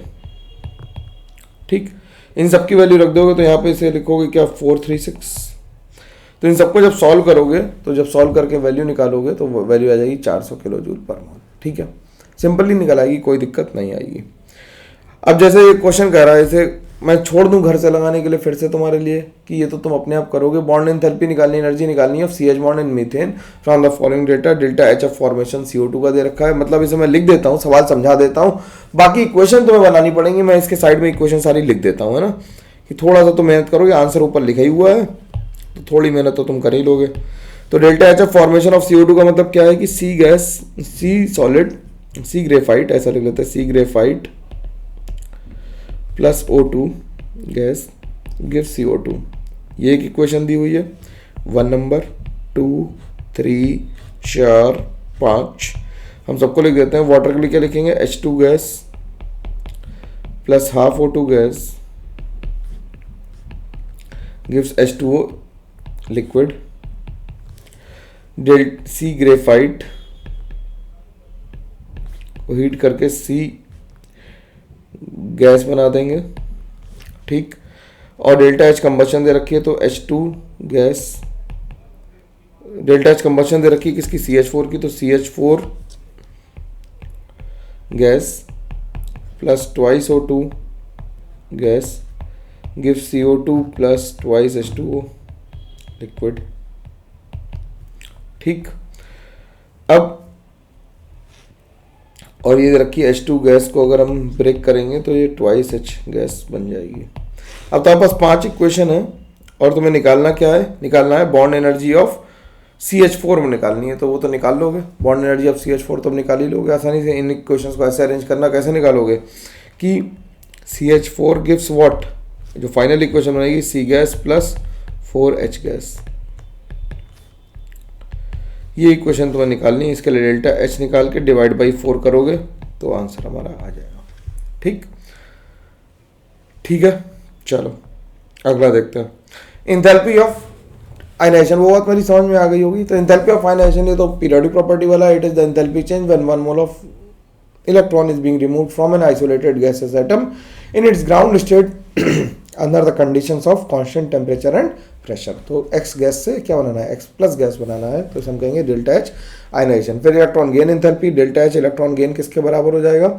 It is the enthalpy change when an electron is being added to neutral isolated gases atom to convert it into monoanion under the conditions of constant temperature and pressure. Lattice enthalpy की बात भी हम लोग chemical bonding में कर चुके हैं। It is the lattice enthalpy of an ionic compound is the energy change when 1 mole of ionic bond dissociate into its ions in gaseous state under the conditions of constant temperature and pressure। या फिर 1 mole of ion से 1 mole of lattice कितना बन रहा है, उसमें जो energy release हुई है या फिर एनर्जी देनी पड़ी लैटिस को ब्रेक करने के लिए, तो they are the same thing. ठीक है, चलो अब आगे बात करते हैं। इंथैल्पी ऑफ एटमाइजेशन क्या हो गया? इंथैल्पी ऑफ एटमाइजेशन क्या है? It is the enthalpy change when 1 mole of a substance is completely dissociated into atoms in the gas state under the conditions of constant temperature and pressure। अब जब diatomic molecule होता है तो उसके लिए heat of atomization और bond enthalpy जो होती है वो सेम होती हैं। ठीक है, जो डायटोमिक मॉलिक्यूल होता है उसके लिए हीट ऑफ एटमाइजेशन और बॉन्ड एंथैल्पी क्या होती हैं? सेम होती हैं, लेकिन पॉलीएटॉमिक के लिए ऐसा नहीं होगा। ठीक, Enthalpy of hydration, it is the enthalpy change when 1 mole of an anhydrous compound combines with required number of molecules of water to form a specific hydrate at a given temperature and pressure. तो उसे हम क्या कहते हैं, enthalpy of hydration कहते हैं. ठीक, तो ग्रीन विट्रियोल का फॉर्मूला क्या है, मैंने यहाँ पे छोड़ दिया लिखने के लिए, इस बार लिख देता हूँ. ग्रीन विट्रियोल क्या होता है, FeSO4.7H2O और व्हाइट विट्रियोल ZnSO4.7H2O. ठीक है, तो वाटर जितना रिक्वायर है हाइड्रेट बनाने के लिए हम क्या कहेंगे, एंथैल्पी ऑफ हाइड्रेशन कहेंगे. और एंथैल्पी ऑफ सॉल्यूशन क्या कहेंगे, it is the enthalpy change when 1 mole of a substance is dissolve in a specific amount of water, मतलब under the conditions of constant temperature and pressure. तो किसी given amount of solvent में हम dissolve करेंगे तो उसे enthalpy of solution कहेंगे. और जब हम लार्ज वॉल्यूम ले लेंगे, इनफाइनाइट डाइल्यूट कर देंगे, तो उसे हम कहेंगे enthalpy of solution at infinite dilution. जैसे NaCl को हमने क्या किया, डिसॉल्व किया, तो डेल्टा सॉल्यूशन कैसी आ गई, 4 किलोजूल पर मोल. ये एंडोथर्मिक काम होता है डिसोल्यूशन, ध्यान रखना. ठीक, अब डेल्टा एच हम किसकी बात करें, न्यूट्रलाइजेशन की. बहुत इंपॉर्टेंट है, डायरेक्टली क्वेश्चन आएगा पेपर में, तो इसे ध्यान से कर लेना. ठीक है, कह रहा है it is the enthalpy change when 1 gram equivalent of an acid और 1 gram equivalent of a base completely neutralize each other in aqua solution. कह रहा है कि जब 1 ग्राम इक्विवेलेंट ऑफ एसिड और 1 ग्राम इक्विवेलेंट ऑफ बेस क्या करें, एक दूसरे को कंप्लीटली क्या कर दें, न्यूट्रलाइज कर दें इन एक्वा सॉल्यूशन, तो उसे हम क्या कहते हैं, उसे हम कहते हैं एंथैल्पी ऑफ न्यूट्रलाइजेशन. ठीक है, तो 1 ग्राम इक्विवेलेंट है, 1 मोल नहीं, ध्यान रखना इस बात का. अगर 1 ग्राम इक्विवेलेंट ही बोलना है, तुम्हें 1 ग्राम मोल नहीं बोलना है ना. तो HCl को NaOH से ट्रीट कराया तो इससे जो एनर्जी निकली वो -57.3 किलो जूल पर इक्विवेलेंट या -13.7 किलो कैलोरीज पर इक्विवेलेंट है. तो बेसिकली H+ और OH- क्योंकि Cl और Na तो क्या है, स्पेक्टेटर्स हैं, तो H+ और OH- मिलकर 57.3 किलो जूल पर मोल पर इक्विवेलेंट एनर्जी रिलीज करता है. ठीक, जब एंथैल्पी ऑफ न्यूट्रलाइजेशन की बात आती है तो स्ट्रॉन्ग एसिड और स्ट्रॉन्ग बेस के लिए हमेशा कैसी होगी, वो फिक्स होगी. स्ट्रॉन्ग एसिड और स्ट्रॉन्ग बेस के लिए क्या होगी, हमेशा फिक्स होगी, वो बढ़ेगी या कम नहीं होगी. और वो इंडिपेंडेंट होगी किससे, एसिड से और बेस से, कि कौन सा एसिड और कौन सा बेस है. क्योंकि पर इक्विवेलेंट है तो बेसिकली उसे करना क्या है, H+ और OH- से ही रिएक्शन करनी है, काउंटर आयंस तो आपस में नेग्लिफाई हो ही जाएंगे. वीक एसिड के लिए क्या होगा, डेल्टा H डिक्रीज होगी, मैग्नीट्यूड उसका क्या हो जाएगा, कम हो जाएगा. ठीक, तो enthalpy of neutralization for NH4OH and HF are this and this. Calculate the heat of dissociation. तो वाटर के लिए जब हम स्ट्रॉन्ग एसिड और स्ट्रॉन्ग बेस के लिए लेते हैं तो हमें पता है 57.3 होती है. अब डेल्टा H ऑफ डिसोसिएशन कैसे निकालेंगे, एक्चुअली अगर निकलनी कितनी चाहिए थी 57.3 और निकली कितनी 51.5, तो यानी कि कुछ तोड़ने में खर्च हुई होगी एनर्जी. भाई ये बात समझना कि 57.3 निकलनी चाहिए थी, 51.5 निकली, तो कुछ तोड़ने में खर्च हुई ना एनर्जी. तो कितनी खर्च हुई, 5.8. तो यही हमारी क्या होगी, डिसोसिएशन. और HF के केस में ज्यादा निकल रही है, तो HF के केस में ज्यादा क्यों निकल रही है एनर्जी, तो HF वीक होता है लेकिन ज्यादा क्यों निकल रही, क्योंकि F- जो होता है बहुत हैविली हाइड्रेटेड होता है. कैसा होता है, बहुत हैविली हाइड्रेटेड होता है, उसका हाइड्रेशन बहुत ज्यादा होता है, स्टेबलाइज बहुत ज्यादा हो जाता है, जिससे वो फेवर करता है टूटने के लिए. ठीक है, अब रेजोनेंस एनर्जी की बात आती है. रेजोनेंस क्या होता है, delocalization of pi electron within a conjugated system is called resonance. और रेजोनेंस की वजह से क्या होता है, सिस्टम की स्टेबिलिटी बढ़ जाती है, तो एनर्जी जो रिलीज होती है उसे हम कहते हैं क्या, resonance energy. Resonance energy difference in energy from the most stable resonating structure to the resonance hybrid. मतलब अगर इसके 4 स्ट्रक्चर थे, इसमें सबसे स्टेबल कौन सा होगा, 4th. ये क्या होगा, मोस्ट स्टेबल. और ये क्या होगा, ये लीस्ट स्टेबल होगा. तो मोस्ट स्टेबल और लीस्ट स्टेबल, मोस्ट स्टेबल से रेजोनेंस हाइब्रिड के बीच की जो एनर्जी गैप है उसे हम क्या कहते हैं, रेजोनेंस एनर्जी कहते हैं. तो delta H resonance energy is equal to delta H theoretical minus delta H actual के बराबर हो जाएगा. तो अगर ऐसा क्वेश्चन आ जाए तो कि हमने क्या किया कि H2 को हाइड्रोजनेशन किया, हाइड्रोजनेशन एक्सोथर्मिक प्रोसेस होता है, H2PD सिलेक्शन कराई तो उससे एडिशन हो गया. ठीक है, हम लोग सब ऑर्गेनिक में कर चुके हैं. जब 2 मोल कराए तो 1 मोल से 29 निकल रही थी, 2 मोल से कितनी निकलनी थी, 58. अगर हमने 3 ले लिए और 3 मोल खर्च करने होते तो कितनी निकलनी चाहिए थी, 87, लेकिन निकली कितनी, 51. तो बाकी एनर्जी कहाँ गई, बाकी एनर्जी रेजोनेंस एनर्जी के फॉर्म में क्या आ गई, स्टोर हो गई, या फिर मतलब उसने सेव कर ली एनर्जी. तो 36 आ गई आंसर. अब हीट ऑफ हाइड्रोजनेशन की बात करते हैं. हीट ऑफ हाइड्रोजनेशन तो हम लोग जानते हैं it is the energy release when 1 mole of pi bond is being hydrogenated. ठीक है, तो HOH कहते हैं. एंथैल्पी ऑफ पॉलीमराइजेशन की अगर हमने N इथीन ले ली तो इससे हम क्या बना देंगे, पॉलीथीन बना लेंगे. ठीक, तो difference between the enthalpy of 1 mole of monomer and the enthalpy of product of polymerization is called enthalpy of polymerization, तो पॉलीमराइजेशन एक्सोथर्मिक प्रोसेस है, कैसा कि bond energy of reactant minus bond energy of product करेंगे। अब bond energy reactant में कितने थे, एक डबल बॉन्ड था और 4 CH बॉन्ड थे, एक डबल बॉन्ड और 4 CH बॉन्ड। इसमें देखना डबल बॉन्ड कितने, इसमें एक डबल बॉन्ड है, आधा इधर से आया है और आधा इधर से आया है, ठीक है ना, क्योंकि वो तो दोनों से कंबाइन होगा, अलग यूनिट में तो आधा ही आधा बॉन्ड आएगा, तो 2 सिंगल बॉन्ड आ गए और 4 CH बॉन्ड आ गए, तो इससे हमें इंथैल्पी ऑफ पॉलीमराइजेशन भी निकल जाएगी, ठीक है। तो ये बात हो गई थर्मोकेमिस्ट्री की। अब बात आती है कैलोरीमेट्री की। कैलोरीमेट्री एज सच सिलेबस से हट गई, लेकिन फिर भी हम सवाल छोटा मोटा लगाने के पर्पज से देख ले रहे हैं, क्योंकि बॉम्ब कैलोरीमीटर सिलेबस में है। कैलोरीमेट्री क्या होता है, heat transfer during phase change, it is क्या करते हैं कि calorimetry is the study of heat transfer during phase change, थक गया बोलते बोलते, it consequences and it's consequences by measuring the temperature. तो हमने मान लिया कि -20 डिग्री सेंटीग्रेड आइस से हमें 120 डिग्री सेंटीग्रेड पे वेपर बनाने हैं, तो हम हेस लॉ यूज कर सकते हैं कि जितने हम डायरेक्ट हीट निकालें या फिर हम छोटे छोटे पाथ से वहां तक पहुंचे, और हम क्या निकालना है कि हम अपनी हीट को निकाल लेंगे, क्योंकि हेस लॉ कहता है कि पाथ डिपेंडेंट नहीं होगी, तुम एक एक्स पाथ से जाओ या वाई पाथ से जाओ, दोनों में हीट क्या आएगी, सेम आएगी, ठीक है ना। तो Q1 इज इक्वल टू क्या हो गया, MS डेल्टा T, क्यों, क्योंकि अब हम पहले क्या करेंगे, -20 डिग्री सेंटीग्रेड से 0 डिग्री सेंटीग्रेड पे क्या बनाएंगे, आइस बनाएंगे, -20 डिग्री सेंटीग्रेड से 0 डिग्री सेंटीग्रेड पे आइस बनाएंगे, 0 डिग्री सेंटीग्रेड आइस से क्या बनाएंगे, 0 डिग्री सेंटीग्रेड पे वाटर। तो इसमें क्या होगा, जो लेटेंट हीट ऑफ फ्यूजन खर्च होगी, क्योंकि अब हमारी जो हीट होगी उससे टेम्परेचर चेंज नहीं होगा, क्या होगा, मॉलिक्यूल क्या हो रहे होंगे, वाटर के मॉलिक्यूल्स क्या हो रहे होंगे, फ्यूज हो रहे होंगे, तो उससे टेम्परेचर चेंज नहीं होगा, क्या चेंज होगी, हीट ऑफ फ्यूजन निकलेगी तो लगेगी, तो उसमें हमने डेल्टा एच फ्यूजन कर दिया।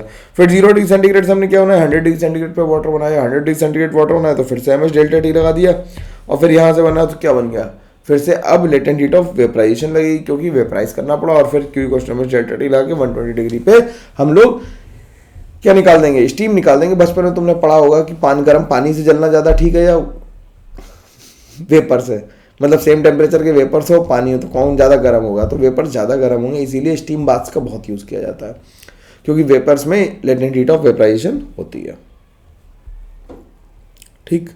अब बॉम्ब कैलोरीमीटर की बात करें, बॉम्ब कैलोरीमीटर क्या होता है, it is a constant volume apparatus, constant volume apparatus होता है। इसे बॉम्ब कैलोरीमीटर को बॉम्ब इसलिए कहते हैं क्योंकि जब पहले एक्सपेरिमेंट किया था तो ये बॉक्स जो अंदर रखा हुआ है ये फट जाता था, ये क्या होता था, फट जाता था। तो इसमें हमने क्या किया, रिएक्टेंट रखा, ऊपर से इग्निशन वायर डाल के क्या किया, इग्नाइट कर दिया, ऑक्सीजन की सप्लाई करी जिससे कंबशन हो पाए, स्ट्रायर लगाया जिससे वाटर का जो टेम्परेचर है वो मेंटेन रहे, और इंसुलेशन कर दिया पूरे में, ठीक।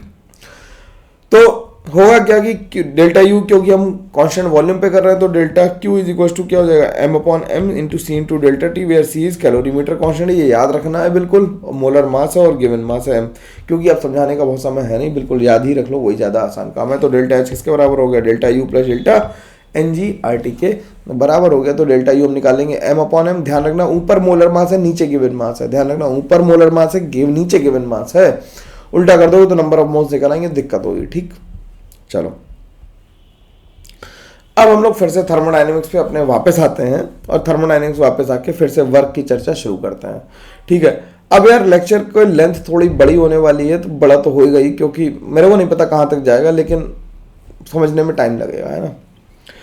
तो DW is equal to FdX हो गया, DW इक्वल टू क्या हो गया, F.dx हो गया। तो DW को हमने लिखा क्या, P into A into DX, P को लिख लिया dV, तो W किसका हो गया, -P एक्सटर्नल इंटू V। तो बेसिकली क्या हो गया कि इस पिस्टन को नीचे डेल्टा V तक प्रेस करने में, dV प्रेस करने में कितना काम करना पड़ा, उसे हम क्या कर रहे हैं, वर्क कर रहे हैं। तो अगर हम वर्क को लिखे तो -P एक्सटर्नल, dV को क्या लिखते हैं, V1 से V2, तो यूनिट ऑफ वर्क क्या है, ATM लीटर, और इसकी हमने यूनिट भी पहले से ही लिख रखी है, ठीक। अब निगेटिव साइन क्यों लिया गया, निगेटिव साइन लिया गया साइन कन्वेंशन की वजह से, work done on the system is taken as positive and work done by the system is taken as negative. तो जो एक्सपेंशन वर्क है वो कैसा है, नेगेटिव है, और जो कंप्रेशन वर्क है वो कैसा है, पॉजिटिव है, ठीक। और इन दोनों ही काम को हम लोग रिवर्सिबली या इरिवर्सिबली कर सकते हैं।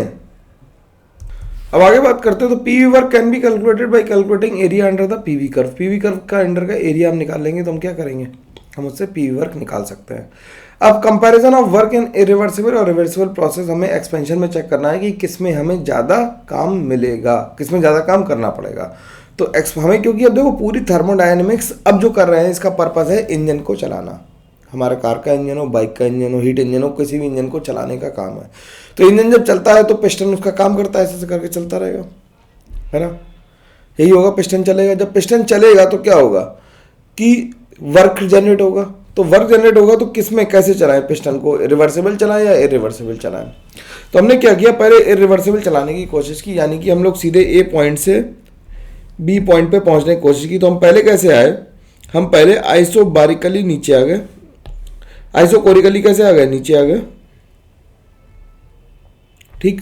आइसोकोरिकली नीचे आए तो इससे में कोई वर्क हुआ नहीं, और फिर हमने आइसोबारिकली एक्सपेंड कर दिया। अभी तक सबसे सही तरीका यही था। तो हमें लगा कि मिनिमम काम करना चाहिए, तो हमें मतलब मैक्सिमम आउटपुट चाहिए, क्योंकि हम अगर हम इंजन को देखेंगे तो इंजन मैक्सिमम काम करे। तो इसमें वर्क कितना आ जाएगा, इसमें वर्क आ जाएगा -P2, पी एक्सटर्नल कितना है P2, और V2 -V1 के बराबर आ जाएगा।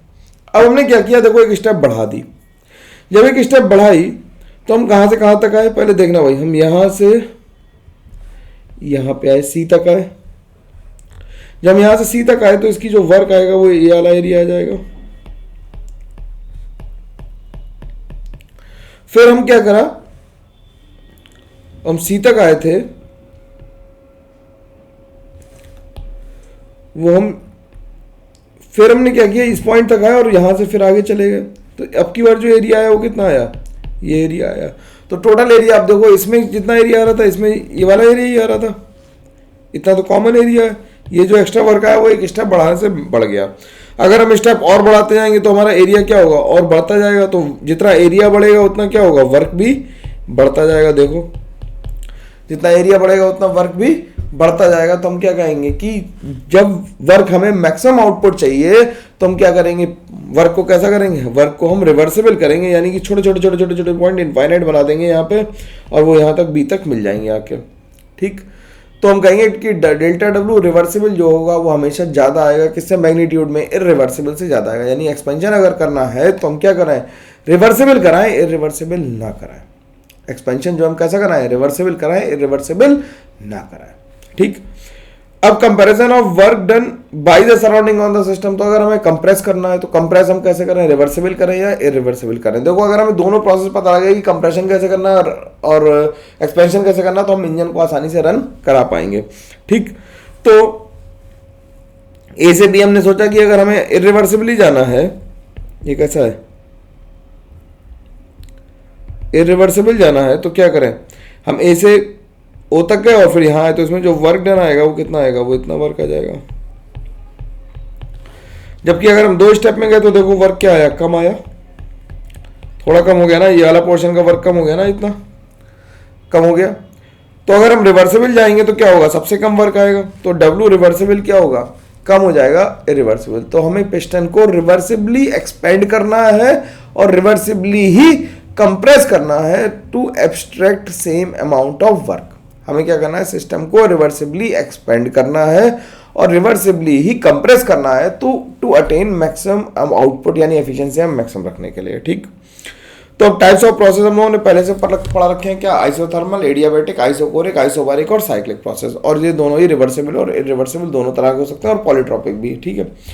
अब लॉज ऑफ थर्मोडायनेमिक्स में बात करें तो जीरोथ लॉ ऑफ थर्मोडायनेमिक्स क्या होता है, it is based upon the thermal equilibrium of 2 system with a third system, ठीक। तो थर्मोडायनेमिक सिस्टम क्या कहता है कि अगर इक्विलिब्रियम, थर्मल इक्विलिब्रियम क्या कहता है कि अगर A is in thermal equilibrium with B, if A is in thermal equilibrium with B and B is in thermal equilibrium with C, then A and C both will be are in also thermal equilibrium। यानी कि A अगर B के साथ equilibrium में, B C के साथ equilibrium में, तो A और C भी इक्विलिब्रियम में होंगे ही होंगे, ठीक है। जैसे A इक्वल टू B कह सकते हैं, B इक्वल टू C कहते हैं, तो A और C को क्या कहते हैं कि वो भी इक्वल होंगे ही होंगे, ठीक। फर्स्ट लॉ ऑफ थर्मोडायनेमिक्स क्या कहता है, फर्स्ट लॉ ऑफ थर्मोडायनेमिक्स कहता है the total energy of the universe remains constant, और हम delta U equal to delta Q plus delta W लिखते हैं, और डेल्टा डब्ल्यू को -P एक्सटर्नल डेल्टा वी लिखते हैं, और डेल्टा यू को हम लोग लिख देते हैं क्या, NCV डेल्टा टी, ठीक है। अब बात आती है calculation of work in isothermal process. तो रिवर्सिबल आइसोथर्मल प्रोसेस में जब हम लोग इरिवर्सिबल में करेंगे तो इरिवर्सिबल वर्क हमेशा क्या होता है, -P external into V2 minus V1। Irreversible work हमेशा क्या है, -P external into V2 minus V1 के बराबर ही है, ठीक। रिवर्सिबल वर्क में क्या करेंगे, रिवर्सिबल वर्क जब हम आइसोथर्मल प्रोसेस कर रहे हैं तो डेल्टा यू क्या है, डेल्टा यू क्या है, 0, delta U 0 for isothermal process, for isothermal process के लिए डेल्टा यू जीरो क्यों है भाई? क्योंकि हम जानते हैं कि डेल्टा यू किसके बराबर होता है? एनसीवी डेल्टा टी के बराबर, और क्योंकि डेल्टा टी जीरो है तो इसलिए डेल्टा यू भी क्या होगा? जीरो हो जाएगा। तो फर्स्ट लॉ से कह सकते हैं कि delta W is equal to minus of delta Q, या delta Q is equal to minus of delta W, और डेल्टा डब्ल्यू की वैल्यू है minus P external into delta V. तो हमने लिख दिया D W is equal to minus P external into DV. अब हम पता है कि आइडियल गैस के बारे में डिस्कशन करना है सारा, तो पीवी क्वेश्चन एनआरटी यूज कर लिया, तो पी की वैल्यू हो गई एनआरटी वाई वी, उठा के यहाँ पे पुट कर दी। तो ये इंटीग्रेट हो गया। जब इंटीग्रेट हुआ तो क्या हुआ कि ये तो डब्ल्यू आ गया, या माइनस एनआरटी आ गया, डीवी अपॉन वी का इंटीग्रेशन क्या हो गया? एल एन वी, तो ये V two by V one के बराबर हो गया। तो डब्ल्यू की value 2.303 NRT log V two by V one आ गई। और हम जानते हैं आइसोथर्मल प्रोसेस के लिए बॉयल्स लॉ काम करता है, तो पी इनवर्सली प्रोपोर्शनल होता है किसके? वी के। तो हम प्रेशर के फॉर्म में P1 बाई P2 लिख सकते हैं। ठीक है, फॉर्मूले का डेरिवेशन से ज्यादा तुम्हें फॉर्मूला याद होना चाहिए इस पॉइंट ऑफ टाइम पे, जैसे डायरेक्ट सवाल तुम कर पाओ। अगर आप work done in isochoric process कैसे देखेंगे? Work done in isochoric process के लिए डेल्टा वी क्या हो जाएगा? जीरो हो जाएगा। तो delta W equal to minus P external into delta V लिखेंगे, तो डेल्टा डब्ल्यू क्या हो जाएगा? Equal to zero for reversible and irreversible process both. ठीक, अब आइसोबारिक प्रोसेस के लिए हम क्या लिखेंगे? P external into delta V. ये भी दोनों के लिए ट्रू होगा। क्यों? क्योंकि रिवर्सिबल और रिवर्सिबल में हम लोग प्रेशर के साथ कोई इक्वेशन बना नहीं पाएंगे, और आइसोकोरिक में डेल्टा वी हमेशा जीरो हो जा रहा था, तो कोई सा भी प्रोसेस हो वो हमेशा कैसा आएगा? जीरो ही आएगा।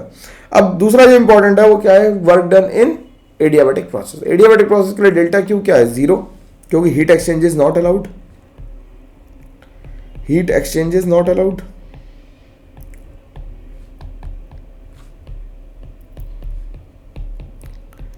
हीट एक्सचेंज अलाउड नहीं होती है।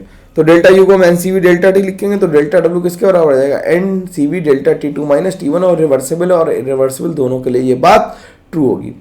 अब अगर रिवर्सिबल एडियाबैटिक प्रोसेस की बात करें तो पाथ की इक्वेशन जैसे आइसोथर्मल के लिए क्या थी? आइसोथर्मल के लिए पाथ की इक्वेशन थी पीवी इक्वल्स टू कांस्टेंट, जिसे हम पी इनवर्सली प्रोपोर्शनल वी लिख पा रहे थे। तो इसी तरह से एडियाबैटिक प्रोसेस के पाथ की इक्वेशन जो होती है वो PV raise to the power gamma equals to constant होती है, where gamma is called adiabatic exponent. ठीक, where gamma is called adiabatic exponent. तो गामा की वैल्यू होती है सीपी अपॉन सीवी, या गामा को लिख सकते हैं 1 प्लस 2/f, और इसे लिख सकते हैं CP minus CV equals to R के बराबर। ठीक है, ये फॉर्मूला जो डिब्बे बना रहा हूं ये तुम्हें एकदम एक्सक्लूसिवली याद होने चाहिए। ठीक है, तो डी डब्ल्यू किसके बराबर हो गया? Minus P external into D V के बराबर, और पी की वैल्यू निकाली constant upon V raise to the power gamma. तो डी डब्ल्यू रख दिया यहाँ पे, कांस्टेंट की यहाँ रख दिया क्या? कांस्टेंट, मतलब पी एक्सटर्नल की जगह रख दिया constant upon V raise to the power gamma. Integrate करते गए भैया, इंटीग्रेट अब सब लोग करना जानते हैं। तो जो डब्ल्यू की वैल्यू आएगी वो कितनी आ जाएगी? 1 अपॉन गामा माइनस 1 पी2 वी2 माइनस P1 V1 आ जाएगी। इंटीग्रेशन का मैंने कर रखा है पूरा सॉल्व, मैं फिर से पूरा लिखने के मूड में बिल्कुल नहीं हूं, क्योंकि तुम्हें अल्टीमेटली फॉर्मूला ही याद रखना है मेंस के लिए, तो इसे याद रखो। ठीक, अब क्वेश्चन क्या कह रहा है? क्वेश्चन कह रहा है 1 mole of an ideal gas is expanded isothermally at 300 kelvin and from 10 atm to 1 atm. Calculate delta S, delta W, delta Q for the following process. Expansion is carried out reversibly and irreversibly. ठीक है, जब reversible किया और process कैसा isothermal है तो delta U क्या हो गया? डेल्टा यू हो गया जीरो, डेल्टा यू जीरो हो गया, डेल्टा क्यू इज इक्वल हो गया डेल्टा डब्ल्यू। तो डेल्टा डब्ल्यू हम जानते हैं किसके बराबर है? Minus 2.303 NRT L N P two by P one. तो L N P two by P one की वैल्यू रख दी, तो आर के टर्म में ही से सॉल्व कर दिया। ठीक, अब इरिवर्सिबल किया तो डेल्टा यू तब भी जीरो है, तो डब्ल्यू को हमने क्या लिखा? Minus P external into V two minus V one. P external को लिख दिया क्या? वी टू को लिख दिया एनआरटी बाई पी टू, और इसे लिख दिया NRT by P one. Isothermal था तो एनआरटी बाहर आ गया 1 upon P two minus 1 upon P one, तो ये आ गया कितना? 270 यार। ठीक, अब एक सवाल ये हम लोग ला के देख लेते हैं, अभी होमवर्क को छोड़ देते हैं, यहीं पे सॉल्व कर देता हूँ तुम्हारे लिए, जिससे तुम्हें ये ना रहेगी सर आप सवाल नहीं लगाते हैं। ठीक है, तो कह रहा है 1 mole of an non linear triatomic gas is expanded adiabatically. अब इसमें क्या कर रहा है? एडियाबेटिक की है at 300 kelvin from 16 atm to 1 atm। Calculate the work done under the following set of condition carried out reversibly और इरिवर्सिबली। ठीक, तो हमें क्योंकि प्रेशर के टर्म में दिया हुआ है, सवाल को समझने की कोशिश करना हुआ है, वॉल्यूम नहीं गिवन है, हमें प्रेशर गिवन है। जो हमें फॉर्मूले पता है डब्ल्यू के, वो हमें दो पता है, W is equal to the NCV delta T. तो हमें फाइनल टेम्परेचर नहीं पता क्योंकि एडियाबैटिक में तो चेंज होता है, और हमें जो दूसरा फॉर्मूला पता है W का, वो पता है 1/γ-1 P2 V2 minus P1 V1। तो हमें इसमें P1 V1 नहीं पता, तो हम फॉर्मूला कौन सा यूज करेंगे? हम लोग क्या करेंगे, हम फाइनल टेम्परेचर फाइंड आउट कर लेंगे। तो पहले देखते हैं for reversible process. For reversible process समझ में आ रही बात? क्या हम करेंगे, पहले टेम्परेचर निकाल लेंगे। टेम्परेचर कैसे निकालेंगे? हमें पता है प्रोसेस की equation PV raise to the power gamma equal to constant होता है, और आइडियल गैस है तो PV इक्वल टू nRT तो काम कर ही रहा होगा। तो हम इसे अगर P को लिख दें क्या, V को लिख दें क्या, nRT by P, nRT by P लिख दें, तो हमें इक्वेशन पता लग जाएगी क्या कि P1 P की power 1 minus gamma into T की power gamma is equal to constant. अब अगर ये कांस्टेंट हो गया तो हम इसे लिख सकते हैं कि P1 की power 1 minus gamma into T1 की power gamma is equal to P2 to the power 1 minus gamma into T2 to the power gamma. तो हम इसे लिख सकते हैं P1 अपॉन P2 की power 1 minus gamma is equal to T1 upon T2 की power gamma, sorry T2 upon T1 की power gamma. भाई देखो लिखना पड़ेगा ही और सॉल्व करना पड़ेगा, ठीक। P1 की वैल्यू हमें कितनी गिवन है, 16 2 बन जा रहा है, तो 16 upon 1 is equal to gamma की वैल्यू हमें दे रखी है 4/3 मोनोटॉमिक गैस के लिए गिवन है, ठीक। तो गामा की वैल्यू रख दी, तो ये T2 कितना, हमें T2 निकालना है, और ये T1 आ गया 300, ठीक। गामा हो गया 4/3, ठीक। तो इसे लिख लें क्या कि 16 इंटू ये हो जाएगा -1/3 power is equal to T2 upon 300 की पावर 4/3। तो इसे लिख लें 1/16 बढ़िया तरीके से, तो ये 1/3 हो जाएगी power is equal to T2 upon 300 की पावर 1/3 4/3, ठीक। अब अगर ध्यान से देखो तो 16 को हम लिख सकते हैं क्या, 2 की पावर कितना, 1/2 की पावर 4, तो ये 4/3 होगी, और ये हो गया T2 अपॉन 300 की पावर 4/3। कैलकुलेशंस दिमाग लगा करनी पड़ेंगी तब काम बनेगा, ठीक। ये हो गया इतना। तो ये क्या आ गया, यहां से आ गया T2 की वैल्यू कितनी आ गई, दोनों की पावर हमने 4/3 कैंसिल कर दी, तो T2 की वैल्यू आ गई 150 केल्विन। तो डेल्टा W जो आ गया इसके लिए, डेल्टा W आ गया हम कितना, NCV T2 माइनस T1 हमने लिखा था, तो T2 माइनस T1 1 मोल था। CV की वैल्यू कितनी हो जाएगी, CV की वैल्यू कितनी हो, गामा में दिया है तो गामा की वैल्यू हो जाएगी, CV की वैल्यू होगी 3R/2। ये कैसे आई अभी हम लोग निकाल लेंगे, आगे पढ़ लेंगे CV कैसे निकालते हैं, वैसे FR/2 होता है, डिग्री ऑफ फ्रीडम से निकाल देंगे। तो यहाँ पे T2 की वैल्यू कितनी आ गई, 150 माइनस 300, तो ये आ गया कितना 3R इंटू 150 बाय माइनस का 2, तो यानी आ गया 225R। यही आंसर दिया था, यही आंसर दिया था। ओह, हम लोगों ने ये गलती कर दी यार, हमने CV की वैल्यू 3R की जगह 3R/2 ले ली, क्या, क्योंकि गैस यार तूने बताई नहीं, ट्राइएटॉमिक है यार गैस, गैस मोनोटॉमिक नहीं, क्या है, ट्राइएटॉमिक गैस है। जब ट्राइएटॉमिक गैस है तो क्या लिखेंगे, इसके लिए आंसर आ जाएगा -450R, ठीक है, सही दिया हुआ है, क्योंकि जो ट्राइएटॉमिक गैस होती है उसके लिए CV की वैल्यू कितनी होती है, ट्राइएटॉमिक गैस के लिए, ट्राइएटॉमिक गैस के लिए CV जो होती है वो क्या होती है, वो 3R के बराबर होता है, ठीक है। कैसे आगे हम लोग सीख लेंगे, ठीक है। अब दूसरा केस है क्या कि expansion is carried out irreversibly, तो इसे भी देख लेते हैं, expansion is carried out irreversibly को कैसे देखेंगे। यहां पे कर देता हूं इसे कि जब expansion is carried out irreversibly for irreversible process, अगर प्रोसेस इरिवर्सिबल हुआ तो क्या करेंगे, ठीक। अगर प्रोसेस इरिवर्सिबल हुआ तो हम लोग क्या करेंगे, अगर प्रोसेस इरिवर्सिबल हुआ तो हम क्या लिखेंगे कि डेल्टा W किसके बराबर हो जाएगा, डेल्टा W हो जाएगा -P external into V2 minus V1 which is equal to NCV T2 minus T1। अभी हमें T1 भी नहीं पता और V2 भी नहीं, इरिवर्सिबल प्रोसेस के लिए रिवर्सिबल वाला T1 मत यूज कर लेना, नहीं गड़बड़ा जाएगा मामला, ठीक। T2 T1 वाला T1 यूज कर सकते हैं, T2 नहीं यूज कर सकते। अब P एक्सटर्नल को हम क्या लिखते हैं, P एक्सटर्नल को हम लिखते हैं क्या, माइनस NRT, जब अंदर ले जाए इसे तो कैसे लिख दें इसे, तो V2 को लिख दें क्या, माइनस पी एक्सटर्नल, तो हमारे पास पता है V2 को लिख दें क्या, nRT by P2 minus nRT1 by P1 is equal to NCV की वैल्यू हमें पता है 3R और T2 माइनस T1। ठीक, थोड़ा इधर करके लिखें, माइनस पी एक्सटर्नल की वैल्यू 1 है, NR से NR काट देते हैं, तो NR से NR कैंसिल कर देते हैं, तो ये NR और ये NR कट गए। ठीक, तो ये बेटा T2 upon P2 minus T1 upon P1 is equal to 3 times T2 minus T1। तो ये माइनस का T2 हमें निकालना है, P2 की वैल्यू 1 है, T1 की वैल्यू हमें दे रखी है कितनी 300 और P1 की वैल्यू है 16 is equal to 3 times T2 हमें फाइंड आउट करना और T1 की वैल्यू हमें दे रखी 300। तो ये आ जाएगा कितना, माइनस का T2 plus 300 by 16 is equal to 3T2 minus 900। ठीक, तो 4T2 की वैल्यू किसके बराबर आ गई, 4T2 की वैल्यू आ गई किसके बराबर, 900 प्लस 300 बाय 16।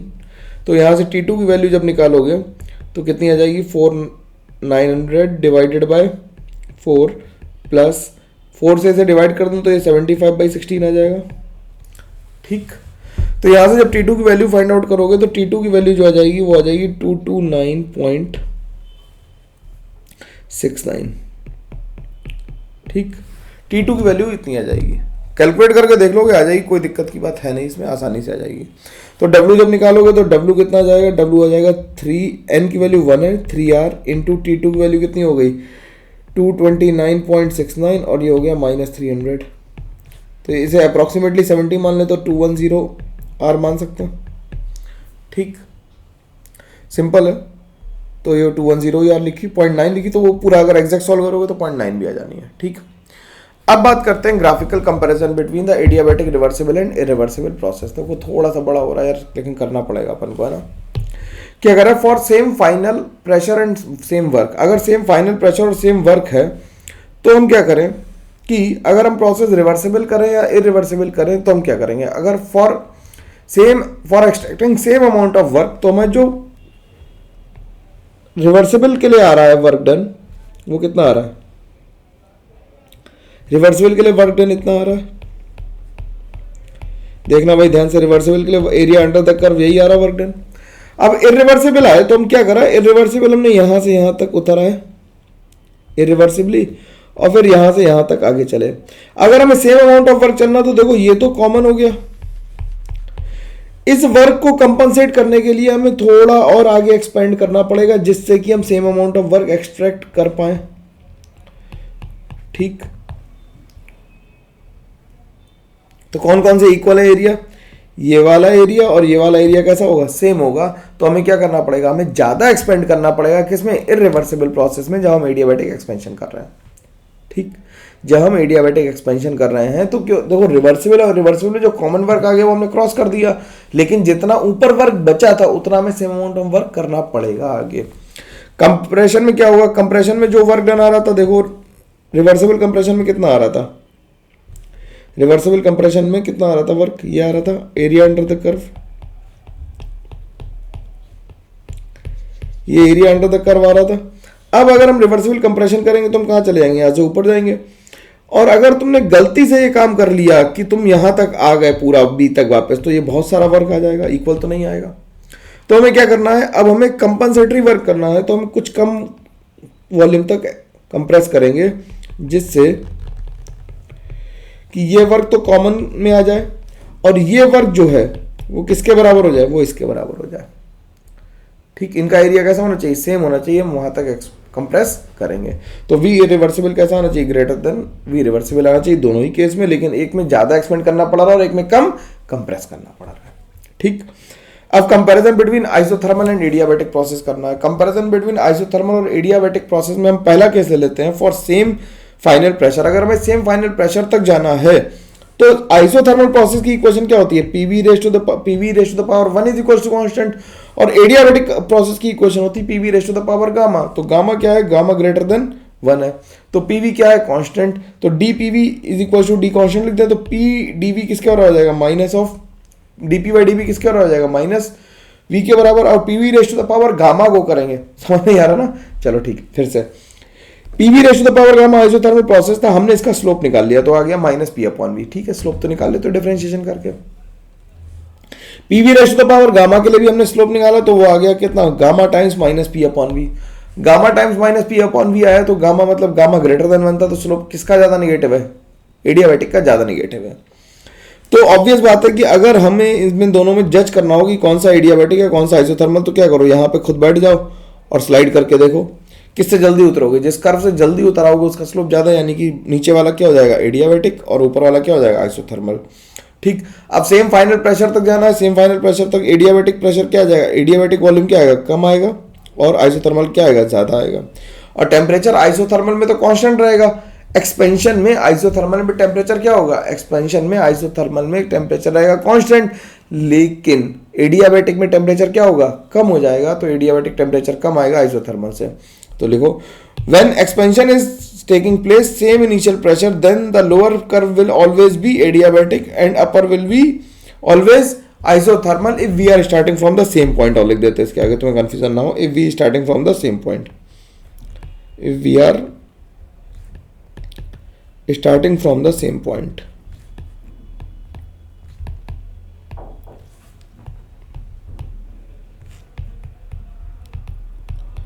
अगर हम सेम पॉइंट से स्टार्ट कर रहे हैं तो ये इस तरह से आएगा, ठीक।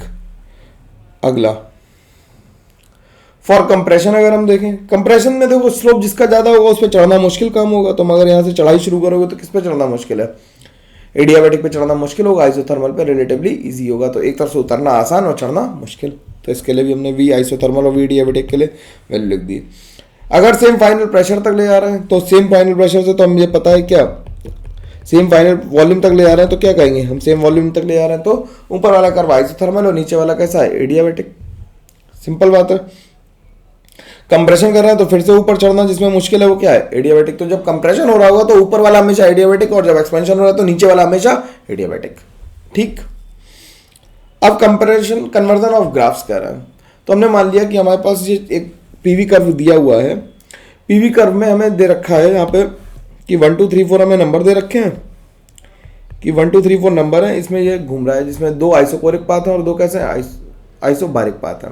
इससे हमें पीटी कर्व बनाना है, तो पीटी कर्व कैसे बनाएंगे, पीटी कर्व अगर हम बनाएंगे तो हम ये बात ध्यान रखेंगे पीवी इक्वल्स टू क्या होगा एनआरटी, अगर पीवी इक्वल्स टू एनआरटी है तो पी किसके बराबर है N R by V into T के बराबर। अब जब आइसोकोरिक प्रोसेस है 1 से 2 तो आइसोकोरिक प्रोसेस की इक्वेशन जब तुम पीटी कर्व में लिखोगे तो आइसोकोरिक प्रोसेस की इक्वेशन कैसी आएगी, स्ट्रेट लाइन आएगी और पासिंग थ्रू ओरिजिन आएगी, ठीक। तो ये लाइन बन गई 1 to 2। अब प्रेशर बढ़ रहा था इसमें तो प्रेशर बढ़ेगा, प्रेशर बढ़ेगा तो टेम्परेचर भी बढ़ेगा क्योंकि प्रेशर और टेम्परेचर कैसे हैं प्रोपोर्शनल है। आइसोबारिक प्रोसेस की लाइन तो हमेशा स्ट्रेट लाइन ही होगी पीटी कर्व में, क्यों, क्योंकि वो तो आइसोबारिक ही है, बार तो सेफ दिख रहा है, और वॉल्यूम बढ़ रहा है तो टेम्परेचर भी क्या होगा बढ़ेगा क्योंकि पीवी क्वेश्चन है, फिर कंप्रेशन होगा और फिर वापस आ जाएगा ये, ठीक। देख लो फिर से आइसोकोरिक है तो फिर से ओरिजिन से मिलने वाली लाइन है। अगर हमें वीटी बनाना हो तो वीटी मैं बना के दिखा दे रहा हूँ। पहला लाइन कैसे थी हमारी, पहली लाइन थी आइसोकोरिक थी, तो पहली लाइन आइसोकोरिक थी और प्रेशर बढ़ा रहा था, प्रेशर बढ़ा रहा था तो टेम्परेचर भी क्या होगा बढ़ेगा आइसोकोरिक कर्व में, तो हमने बना लिया यहाँ से 1 से 2 आइसोकोरिक थी, सॉरी आइसोकोरिक थी ना, तो हमने आइसोकोरिक बनाई ऐसी, यहाँ से बना लेते हैं कि आइसोकोरिक लाइन है, प्रेशर बढ़ रहा है तो टेम्परेचर भी बढ़ेगा, तो आइसोकोरिक 1 से 2 यहाँ पहुंच गए। 2 से 3 जो थी वो आइसोबारिक थी। आइसोबारिक कर्व कैसा होगा, इसमें आइसोबारिक कर्व होगा हमारा ओरिजिन से पास होने वाली लाइन, और आइसोबारिक कर्व में वॉल्यूम बढ़ रहा था तो टेम्परेचर भी बढ़ेगा, तो ये आइसोबारिक यहाँ आ गया। फिर आइसोकोरिक था तो कंप्रेशन होगा, प्रेशर कम हो रहा था तो टेम्परेचर भी कम होगा, और फिर ये नीचे आ जाएगा। ओरिजिन से मिलती हुई एक और लाइन होगी जो कौन सी होगी आइसोबारिक कर्व की होगी। तो अगर देखो ध्यान से तो ऊपर वाली कर्व देखो कैसा है, ऊपर वाला कर्व कैसा है क्लॉकवाइज, और ये नीचे वाला कैसा है एंटी क्लॉकवाइज। तो मैंने ये लिख दिया है कि if the curve PV curve is clockwise then PT curve will be, ये बात ध्यान रखना है, गड़बड़ मत करना, फिजिक्स में भी काम आएगा कि if PV curve is clockwise then PT curve will be clockwise and VT curve will be anti clockwise, ठीक। तो इस बात को ध्यान रखेंगे। अब DOF की बात कर लेते हैं, degree of freedom. Degree of freedom क्या मतलब है कि किसी मॉलिक्यूल्स को डिफाइन करने के लिए, लोकेट करने के लिए कितने कोऑर्डिनेट्स की जरूरत है, उसे हम क्या कहते हैं, डिग्री ऑफ फ्रीडम कहते हैं। अगर केवल एक ही एटम है तो उसकी डिग्री ऑफ फ्रीडम कितनी होंगी, उसकी डिग्री ऑफ फ्रीडम कितनी होंगी, XYZ में 3 ही डिग्री ऑफ फ्रीडम आ पाएंगी, क्योंकि वो क्या करेगा, या तो ट्रांसलेट करेगा, केवल XYZ डायरेक्शन में जा पाएगा। अगर डायटोमिक मॉलिक्यूल है तो उसकी कैसे होंगी, 3 ट्रांसलेशन, क्योंकि मान लो ये डायटोमिक मॉलिक्यूल है तो ये क्या होगी, 1, 2 और ये 3, ठीक। 3 ट्रांसलेशन क्यों होगी, 2 रोटेशन क्यों होगी। 2 रोटेशन की कौन सी, कि ये अपने प्लेन में रोटेट करेगा तो दिखाई नहीं देगा, तो कैसे रोटेट करेगा, एक बार ऐसे रोटेट करेगा और एक बार ऐसे रोटेट करेगा, ठीक। तो 2 ही बार रोटेट कर पाएगा, सेम प्लेन में रोटेट करने से कोई फायदा नहीं होगा। तो इसकी डिग्री ऑफ फ्रीडम कितनी आ जाएंगी, 5 आ जाएंगी। लीनियर ट्राइटोमिक के लिए 5 होंगी डिग्री ऑफ फ्रीडम और नॉन लीनियर के लिए 6 होंगी, ये याद रखना। वाइब्रेशनल डिग्री ऑफ फ्रीडम कब होती है, जब केवल हाई टेम्परेचर होता है तभी एक्टिवेट होती हैं। तो जब वाइब्रेशनल डिग्री ऑफ फ्रीडम का फॉर्मूला लिखेंगे तो 3n-5 फॉर लीनियर लिख देंगे और 3n-6 कैसे लिख देंगे, नॉन लीनियर के लिए। इसका क्वेश्चन केमिस्ट्री में बहुत कम आता है, इसलिए थोड़ा सा मैं रश आउट कर जाऊंगा इसमें, ठीक। तो जो डिग्री ऑफ फ्रीडम है वाइब्रेशन की, वो इस तरह से देख सकते हैं कि ऑक्सीजन के केस में सिमेट्रिक, अनसिमेट्रिक और बेंडिंग है। अगर तुम्हें इसे डिटेल में देखना है तो स्लो पढ़ना है, तो इसे मैंने कायदे से अध्याय बैच वाले में बहुत धीमे धीमे पढ़ा है, तो वहां से तुम देख सकते हो।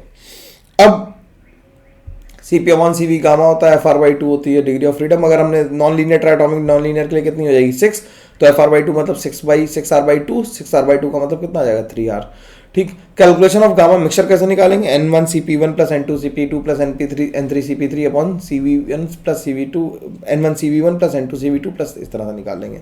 और N1, N2, N3 क्या है, यहाँ पे नंबर ऑफ मोल्स हैं, ठीक। अब बात आती है सेकंड लॉ ऑफ थर्मोडायनेमिक्स की।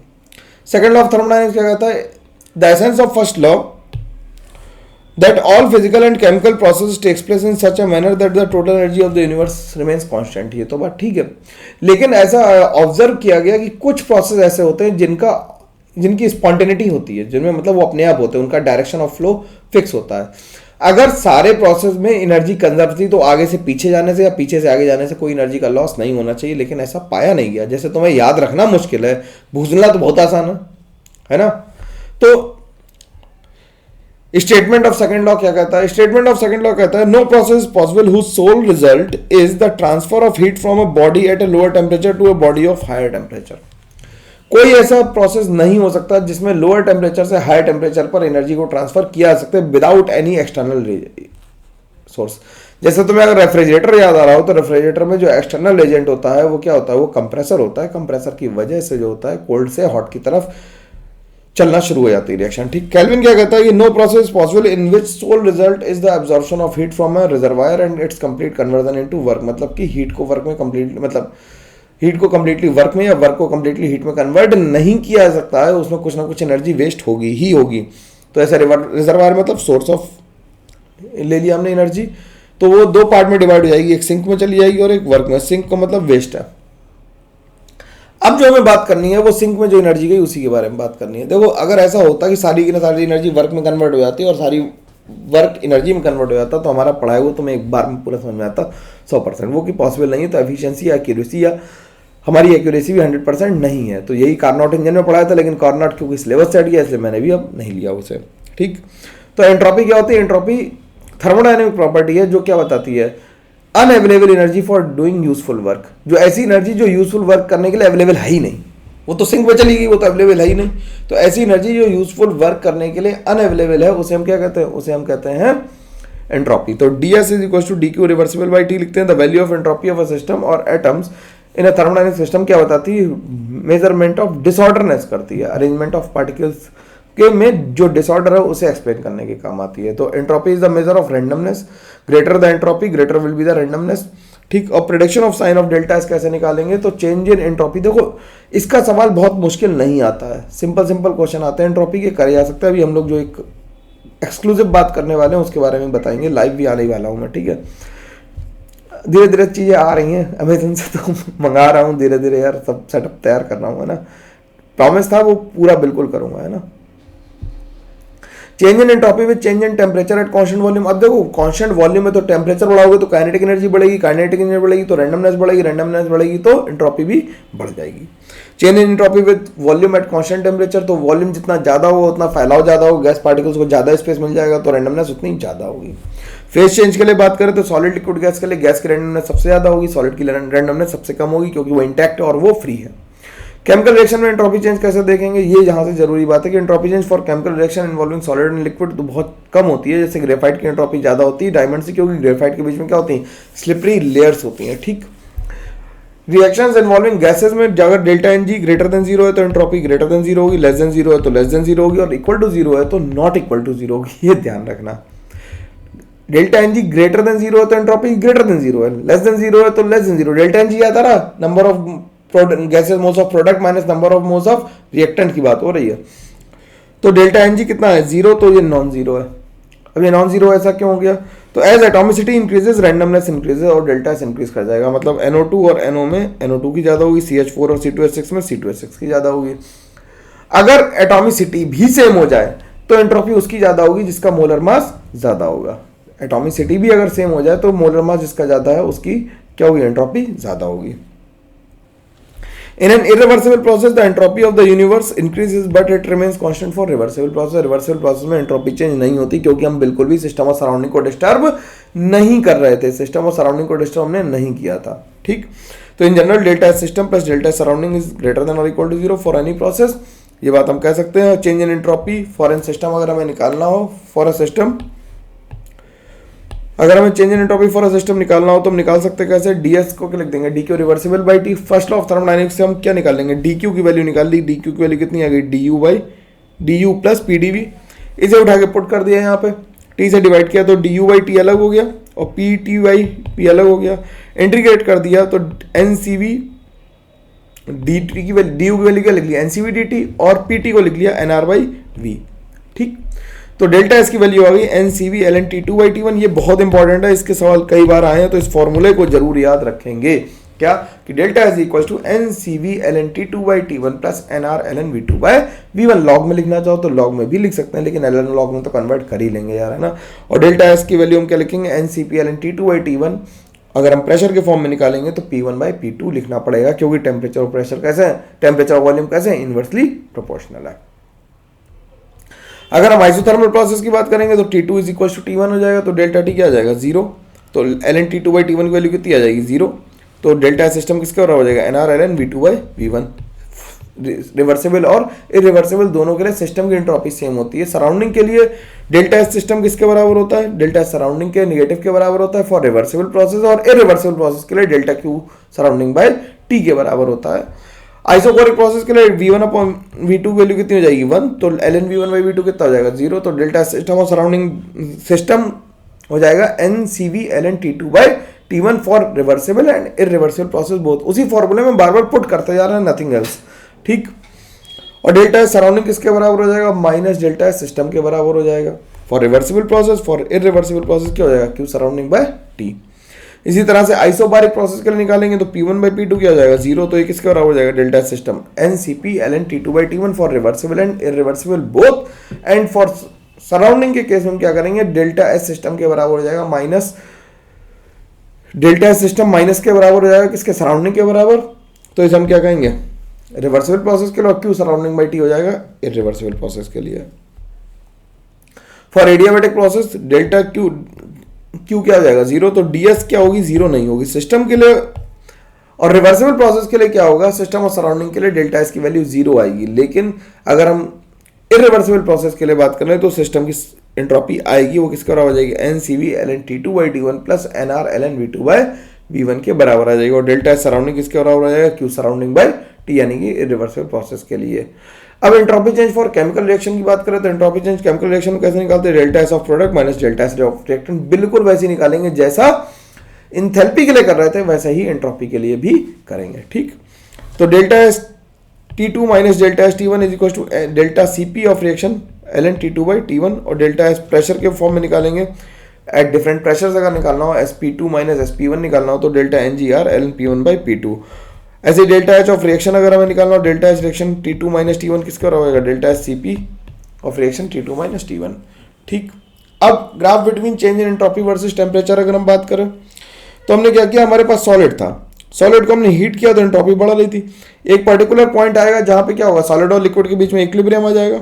भाई सॉलिड से हमने क्या किया, सॉलिड से यहाँ से चले, सॉलिड से क्या बनाया, सॉलिड बनाया 0 डिग्री सेंटीग्रेड पे, तो एंट्रोपी बढ़ रही थी। फिर यहाँ से क्या हुआ, देखो टेम्परेचर नहीं बढ़ा लेकिन एंट्रोपी बढ़ी, तो टेम्परेचर नहीं बढ़ा, टेम्परेचर कांस्टेंट वाली लाइन आ गई, एंट्रोपी बढ़ी। फिर टेम्परेचर बढ़ाया तो एंट्रोपी बढ़ेगी, फिर टेम्परेचर बढ़ेगा नहीं लेकिन एंट्रोपी बढ़ेगी, क्योंकि अब क्या होगा कि लिक्विड वेपर में कन्वर्ट हो रहा होगा। तो इस तरह से ग्राफ ये बना सकते हैं।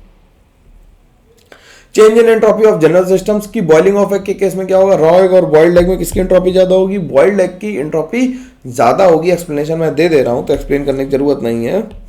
तो बॉइल्ड एग की एंट्रोपी क्यों ज्यादा होती है, क्योंकि जो रॉ एग होता है उसमें प्रोटीन होता है और बॉइल्ड एग में प्रोटीन होता है। प्रोटीन जो होता है उसमें हाइड्रोजन बॉन्ड की वजह से वो क्या होता है, वो एकदम फिक्स ज्योमेट्री है, उसका जो मतलब ओरिएंटेशन है वो फिक्स है। जब तुम हीट करते हो तो denaturing of denaturation of protein हो जाता है। डीनेचुरेशन ऑफ प्रोटीन में क्या होता है, हाइड्रोजन बॉन्ड ब्रेक कर जाते हैं, तो वो क्या होता है, घूमने लगता है हाइड्रोजन बॉन्ड, तो उससे एंट्रोपी उसकी बढ़ जाती है। जबकि हमें ऐसा लगता है कि जो यॉल्क लिक्विड था वो अब सॉलिडिफाई हो गया तो एंट्रोपी कम होनी चाहिए, लेकिन ऐसा होता नहीं है, वो मॉलिक्यूलर लेवल पे चेक करनी होती है।